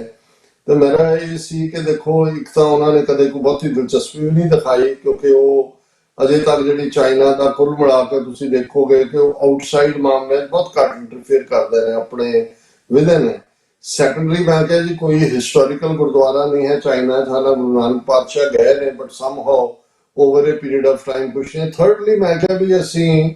ਇਹ ਭੁੱਲ ਜਾਂਦੇ ਹਾਂ ਕਿ ਬ੍ਰਿਟਿਸ਼ ਕਲੋਨੀਅਲ ਪੀਰੀਅਡ ਦੇ ਵਿੱਚ ਸਿੱਖ ਫੌਜ ਨੂੰ ਉਹਨਾਂ ਨੇ ਹਾਂਗਕਾਂਗ ਹੋਏ, ਮੇਨਲੈਂਡ ਚਾਈਨਾ ਹੋਏ ਜਿਹਦੀ ਕੈਪੀਟਲ ਨੈਨਕਿੰਗ ਸੀ, ਚਾਈਨੀਜ਼ ਨੂੰ ਸੁਪਰੈਸ ਕਰਨ ਦੇ ਲਈ ਵਰਤਿਆ। ਮੇਰੇ ਇੱਕ ਮਿੱਤਰ ਜਿਨ੍ਹਾਂ ਦੇ ਫਾਦਰ ਪਾਕਿਸਤਾਨ ਦਾ, ਜਿਨ੍ਹਾਂ ਨੇ ਪਹਿਲਾ ਜਿਹੜਾ ਮਿਸ਼ਨ ਹੈ ਨੈਨਕਿੰਗ ਦੇ ਵਿੱਚ 1948 ਚ ਖੋਲਿਆ ਸੀ, ਉਹਨਾਂ ਦੇ ਬੇਟੇ ਮੈਨੂੰ ਕਹਿਣ ਲੱਗੇ, ਕਹਿੰਦਾ ਵੀ ਚੀਨ ਦੇ ਵਿੱਚ ਜਿਹੜਾ ਸਿੱਖਾਂ ਦੇ ਲਈ ਲਫ਼ਜ਼ ਹੈ ਉਹਨਾਂ ਦੀ ਜ਼ਬਾਨ ਦੇ ਵਿੱਚ, ਉਹ ਹੈ ਮੂਲੋ ਸ਼ਾਹ। ਤੇ ਮੂਲੋ ਸ਼ਾਹ ਦਾ ਮਤਲਬ ਹੁੰਦਾ ਦਿਓ, ਰਾਖਸ਼ਸ। ਕਿਉਂਕਿ ਜਦੋਂ ਹਾਂਗਕਾਂਗ ਵੀ ਇਹਨਾਂ ਦਾ ਹਿੱਸਾ ਸੀ, ਸ਼ੰਘਾਈ ਔਰ ਦੂਸਰੇ ਉਹਦੇ ਚ ਸਿੱਖ ਫੌਜੀ ਜਿਹੜੇ ਨੇ ਉਹਨਾਂ ਤੋਂ ਬਹੁਤ ਜ਼ਬਰ ਕਰਵਾਉਂਦੇ ਸੀ। ਬਹੁਤ ਪੁਰਾਣੀ ਫਿਲਮ ਹੈ ਜਿਹਦੇ ਚ ਸੀਜ ਆਫ ਨੈਨਕਿੰਗ, ਜਦੋਂ ਨੈਨਕਿੰਗ ਦੇ ਵਿੱਚ ਇਹਨਾਂ ਬ੍ਰਿਟਿਸ਼ ਔਰ ਦੂਸਰੇ ਮਿਸ਼ਰਾਂ ਨੂੰ ਚੀਨੀਆਂ ਨੇ ਆ ਕੇ ਘੇਰ ਲਿਆ ਤੇ ਸਿੱਖ ਕੈਵਲਰੀ ਜਿਹੜੀ ਅੰਗਰੇਜ਼ਾਂ ਨੇ ਭੇਜੀ ਘੋੜ ਚੜੇ, ਜਿਨ੍ਹਾਂ ਨੇ ਜਾ ਕੇ ਫਿਰ ਉਹ ਸਾਰੇ ਸੀਜ ਨੂੰ ਤੁੜਵਾਇਆ। ਔਰ ਹਾਂਗਕਾਂਗ ਤੋਂ ਲੈ ਕੇ ਸ਼ੰਘਾਈ, ਦੂਜੇ ਤੀਜੇ, ਇਹ ਕਾਫੀ ਜਿਹੜੀ ਸਿੱਖ ਰੂਪ ਦੇ ਵਿੱਚ ਜਿਹੜਾ ਹੈ ਉਹ ਉਹਨਾਂ ਤੋਂ ਜ਼ੁਲਮ ਕਰਵਾਉਂਦੇ ਰਹੇ। ਸੋ ਕਹਿਣ ਲੱਗੇ ਕਿ ਵੀ ਉਹਨਾਂ ਦੇ ਅੰਦਰ ਉਹ ਜਦੋਂ ਦੇਖਦੇ ਨੇ ਸਿੱਖ ਨੂੰ ਤਾਂ ਉਹਨਾਂ ਦੇ ਅੰਦਰ ਇੱਕ ਖੌਫ ਔਰ ਨਫ਼ਰਤ ਦੋਨਾਂ ਦਾ ਮੇਲ ਹੁੰਦਾ ਹੈ। ਔਰ ਇਹੀ ਗੱਲ ਮੈਨੂੰ ਇੱਕ ਵਾਰ ਸਾਡੇ ਇੱਕ ਮਿੱਤਰ ਜਿਹੜੀ ਹੈ ਇਹਨਾਂ ਦੀ ਸਪੋਰਟਸ ਇੰਸਟੀਚਿਊਟ, ਸ਼ਾਇਦ NIS ਹੈ ਪਟਿਆਲੇ ਦੇ ਵਿੱਚ, ਉਸ ਦੇ ਵਿੱਚ ਸੀ। ਉਹ ਕਹਿਣ ਲੱਗੇ, ਹਾਂ ਉਹ ਕਹਿਣ ਲੱਗੇ ਕਿ ਜੀ ਸਾਡੇ ਜਿਹੜਾ ਉਹ ਨਾਗਾਲੈਂਡ ਦਾ ਇੱਕ ਆਇਆ, ਸ਼ਾਇਦ ਮੁੱਕੇਬਾਜ਼ੀ ਜਾਂ ਕਾਹਦੀ ਟ੍ਰੇਨਿੰਗ ਸੀ, ਤੇ ਕਹਿੰਦਾ ਵੀ ਮੇਰਾ ਕੁਦਰਤੀ ਰੂਮਮੇਟ ਬਣਿਆ ਜਿਹੜੇ ਸਿੱਖ ਨੌਜਵਾਨ ਦਾ ਮੈਂ ਗੱਲ ਕਰਦਾ, ਉਹ ਪੋਲ ਵਾਲਟਰ ਸੀ। ਤੇ ਉਹ ਕਹਿੰਦਾ ਕਿ ਵੀ ਉਹ ਦੇਖ ਕੇ ਕਹਿੰਦਾ ਜੀ ਇੱਥੇ ਆ ਕੇ ਸਾਨੂੰ ਪਤਾ ਲੱਗਾ ਕਿ ਸਿੱਖ ਬਹੁਤ ਚੰਗੇ ਲੋਕ ਨੇ, ਅਸੀਂ ਤਾਂ ਜਦੋਂ ਪੱਗ ਦੇਖਦੇ ਹਾਂ ਬਹੁਤ ਨਫ਼ਰਤ ਕਰਦੇ ਹਾਂ, ਸਾਡੇ ਤੇ ਬਹੁਤ ਜ਼ੁਲਮ ਕੀਤੇ ਹੋਏ ਨੇ। ਸੋ ਮੈਂ ਤੁਹਾਡੀ ਗੱਲ ਨੂੰ ਐਂਡੋਰਸ ਕਰ ਰਿਹਾ ਕਿ ਵੀ ਜਦੋਂ ਤੁਸੀਂ ਇੱਕ ਮਰਸਨਰੀ ਕਰੈਕਟਰ ਬਣਦੇ ਹੋ ਤੇ ਤੁਸੀਂ ਦੂਸਰਿਆਂ ਦੀ ਆਜ਼ਾਦੀ ਦਿਵਾਉਣ ਲਈ ਜਾਂਦੇ ਹੋ। ਔਰ ਇਸੇ ਕੰਟੈਕਟ ਦੇ ਵਿੱਚ ਸਾਰਾ ਗੜੀ ਬੇਸ਼ੱਕ ਅਸੀਂ ਪ੍ਰਾਈਡ ਲੈਂਦੇ ਹਾਂ 21 ਸਿੱਖਾਂ ਨੂੰ ਉਸ ਜ਼ਮਾਨੇ ਦਾ ਆਰਡਰ ਆਫ ਮੈਰਿਟ ਮਿਲਿਆ ਔਰ ਪਾਰਲੀਮੈਂਟ ਨੇ ਖਲੋ ਕੇ ਬ੍ਰਿਟਿਸ਼ ਨੇ ਕੀਤਾ, ਪਰ ਜੇ ਤੁਸੀਂ ਇਹ ਦੇਖੋ ਵੀ ਲੈ ਦੇ ਕੇ ਅਸੀਂ ਲੜ ਕੇ ਉਹਨਾਂ ਦੇ ਖਿਲਾਫ ਰਹੇ ਸੀ। ਜਿਹੜੇ ਕਬੀਲੇ ਉਹਨਾਂ ਦੇ, ਉਹ ਆਪਣੀ ਜ਼ਮੀਨ ਦੇ ਉੱਤੇ ਆਪਣਾ ਹੱਕ ਉਹਨਾਂ ਦਾ ਸੀ, ਲੇਕਿਨ ਅਸੀਂ ਬ੍ਰਿਟਿਸ਼ ਜਿਹੜਾ ਫੌਜ ਦਾ ਹਿੱਸਾ ਬਣ ਕੇ ਅਸੀਂ ਬਹਾਦਰੀ ਆਪਣੀ ਥਾਂ, ਲੇਕਿਨ ਜਦੋਂ ਤੁਸੀਂ ਕਿਸੇ ਦੀ ਆਜ਼ਾਦੀ ਜਿਹੜੇ ਲੜ ਰਹੇ ਨੇ ਉਹਨਾਂ ਨੂੰ ਕੁਚਲਦੇ ਹੋ ਯੂਨੀਅਨ ਜੈਕ ਦੀ ਖਾਤਰ। ਸੋ ਇਹ ਵੀ ਇੱਕ ਵੱਡਾ ਕਾਰਨ ਹੈ ਕਿ ਜਿਹੜਾ ਮਰਸਨਰੀ ਕਰੈਕਟਰ ਬ੍ਰਿਟਿਸ਼ਰਸ ਨੇ ਸਿੱਖਾਂ 'ਚ ਭਰਿਆ, ਉਹਦਾ ਹੀ ਨਤੀਜਾ ਹੈ ਕਿ ਅਸੀਂ ਜੂਨ 84 ਦੇ ਘੱਲੂਘਾਰੇ ਵੇਲੇ ਦਿਆਲ, ਬਰਾੜ ਔਰ ਦੂਜੇ ਦੇਖਦੇ ਆ ਆਪਣੇ ਗੁਰੂ ਦੇ ਘਰ ਦੇ ਉੱਤੇ ਹਮਲਾ ਕਰਨ ਲੱਗੇ ਆ, ਉਹਨਾਂ ਨੂੰ ਕੋਈ ਸ਼ਰਮ ਨਹੀਂ ਆਉਂਦੀ ਹੈ, ਕਿਉਂਕਿ ਆਰਡਰ ਇਜ਼ ਆਰਡਰ। ਜਿਵੇਂ ਬ੍ਰਿਟਿਸ਼ਰਸ ਨੇ ਇੱਕ ਟ੍ਰੇਨਿੰਗ ਕੀਤੀ ਹੋਈ ਸੀ ਕਿ ਜੀ ਹੁਕਮ ਮੰਨਣਾ ਜੋ ਵੀ ਹੋਏ। ਸੋ ਇਸ ਗੱਲ ਦਾ ਸਾਨੂੰ ਧਿਆਨ ਰੱਖਣਾ। ਔਰ ਮੈਨੂੰ ਇਹ ਜਦੋਂ ਪਿਛਲੇ ਦਿਨਾਂ ਜਿਹਨਾਂ ਦੇ ਫੌਜੀ ਜਨਰਲ ਨੇ ਕਿਹਾ ਕਿ ਜੀ ਸਿੱਖ ਰੈਜੀਮੈਂਟ ਲਈ ਜਵਾਨ ਨਹੀਂ ਮਿਲ ਰਹੇ ਪੰਜਾਬ 'ਚ, ਅਪੀਲ ਕੀਤੀ ਆਓ, ਤੇ ਮੈਨੂੰ ਖੁਸ਼ੀ ਹੋਈ ਕਿ ਵੀ ਘੱਟੋ ਭਾਵੇਂ ਦੇ ਰੀਜ਼ਨ ਡਿਫਰੈਂਟ ਹੋਣ, ਇਕਨੋਮਿਕਲ ਜਾਂ ਦੂਜੇ ਤੀਜੇ ਬਾਹਰ ਨਿਕਲ ਰਹੇ ਨੇ ਜਾਂ ਦੂਜੇ, ਪਰ ਕਿਤੇ ਨਾ ਕਿਤੇ ਭੂਤ ਅੱਗੇ ਰਾਣੋਂ ਦਾ ਘਟਿਆ ਸਿੱਖਾਂ 'ਚ। ਲੇਕਿਨ ਮੈਂ ਸਮਝਦਾ ਵੀ ਇਸ ਗੱਲ ਨੂੰ ਪੰਜਾਬ ਪੁਲਿਸ ਦੇ ਹਵਾਲੇ ਨਾਲ ਅੱਜ ਵੀ ਜੇ 100 ਪੋਸਟਾਂ ਨਿਕਲਣ ਤਾਂ 50,000 ਬੰਦਾ ਉੱਥੇ ਪਹੁੰਚਿਆ ਹੁੰਦਾ, ਪਰ ਕਿਹਨਾਂ ਦੇ ਉੱਤੇ ਉਹਨਾਂ ਨੇ ਜ਼ਬਰ ਕਰਨਾ, ਆਪਣੇ ਲੋਕਾਂ ਦੇ ਉੱਤੇ। ਸੋ ਇਹ ਜਿਹੜਾ ਮਰਸਨਰੀ ਕਰੈਕਟਰ ਹੈ ਇਹ ਸਾਨੂੰ ਛੱਡਣ ਦੀ ਲੋੜ ਹੈ। ਅਦਰਵਾਈਜ਼ ਫਿਰ ਜਿਵੇਂ ਉਹ ਤੁਸੀਂ ਕਿਸੇ ਕੋਈ ਕੱਲ ਨੂੰ ਇਹ ਕਹਿ ਸਕਦਾ ਵੀ ਇੱਕ ਸਿੱਖ ਤੇ ਤੁਸੀਂ ਉਹਨੂੰ ਰੈਂਟ ਤੇ ਲੈ ਸਕਦੇ ਹੋ ਤੇ ਟਰਸਟ ਨਹੀਂ ਕਰ ਸਕਦੇ। ਜਿਵੇਂ ਅਕਸਰ ਪਠਾਣਾ ਬਾਰੇ ਗੱਲ ਇੱਕ ਸਟੇਜ ਤੇ ਮਸ਼ਹੂਰ ਹੋਈ, ਕਿਉਂਕਿ ਉਹਨਾਂ ਨੂੰ ਉਹ ਇਸਤੇਮਾਲ ਕਰ ਲੈਂਦੇ ਸੀ ਕਿਸੇ ਦੇ ਮਰਡਰ ਲਈ, ਕਿਸੇ ਦੇ ਦੂਜੇ ਲਈ, ਔਰ ਉਹ ਪੈਸੇ ਲਈ ਤਿਆਰ ਹੁੰਦੇ ਸੀ। ਅੱਜ ਸਾਡਾ ਹਾਲ ਜੋ ਕ੍ਰਿਮੀਨਲ ਐਕਟੀਵਿਟੀ ਅਸੀਂ ਬਾਹਰ ਦੇਖ ਰਹੇ ਹਾਂ, ਜਿਸ ਲੈਵਲ ਦੇ ਉੱਤੇ ਇਹਨਾਂ ਨੇ ਸਾਡੇ ਨੌਜਵਾਨਾਂ ਨੂੰ ਜਿਹੜਾ ਉਹ ਕ੍ਰਿਮੀਨਲ ਐਕਟਸ ਦੇ ਲਈ ਇਸਤੇਮਾਲ ਕੀਤਾ, ਇਹ ਵੀ ਇਸ ਮਰਸਨਰੀ ਔਰ ਫॉर ਮਨੀ ਤੁਸੀਂ ਕੁਝ ਵੀ ਕਰਨ ਨੂੰ ਤਿਆਰ ਹੋ, ਉਸ ਚੋਂ ਨਿਕਲੀ ਹੋਈ ਗੱਲ ਹੀ ਹੈ। ਬਿਲਕੁਲ ਡਾਕਟਰ ਸਾਹਿਬ, ਇਹ ਤੇ ਜਿਹੜਾ ਮੀਡੀਆ ਦਾ ਕੰਮ ਆ, ਨੈਰੇਟਿਵ ਦਾ ਕੰਮ ਆ, ਸਰਕਾਰ ਦੀਆਂ ਪਾਬੰਦੀਆਂ ਦੇ ਬਾਵਜੂਦ, ਸਰਕਾਰ ਦੀਆਂ ਲਗਾਤਾਰ ਰੋਕਾਂ ਦੇ ਬਾਵਜੂਦ TV 84 ਸੇਵਾ ਆ ਉਹ ਲਗਾਤਾਰ ਕਰ ਰਿਹਾ ਆ। ਤੇ ਅੱਜ ਦੇ ਪ੍ਰੋਗਰਾਮ ਦੇ ਵਿੱਚ ਫਿਲਹਾਲ ਇੰਨਾ ਹੀ। ਅਗਲੇ ਪ੍ਰੋਗਰਾਮ ਦੇ ਵਿੱਚ ਫੇਰ ਤੁਹਾਡੇ ਨਾਲ ਮੁਲਾਕਾਤ ਹੋਵੇਗੀ ਜੀ। ਉਦੋਂ ਤੱਕ ਰੱਬ ਰਾਖਾ ਜੀ। ਵਾਹਿਗੁਰੂ ਜੀ ਕਾ ਖਾਲਸਾ, ਵਾਹਿਗੁਰੂ ਜੀ ਕੀ ਫਤਿਹ।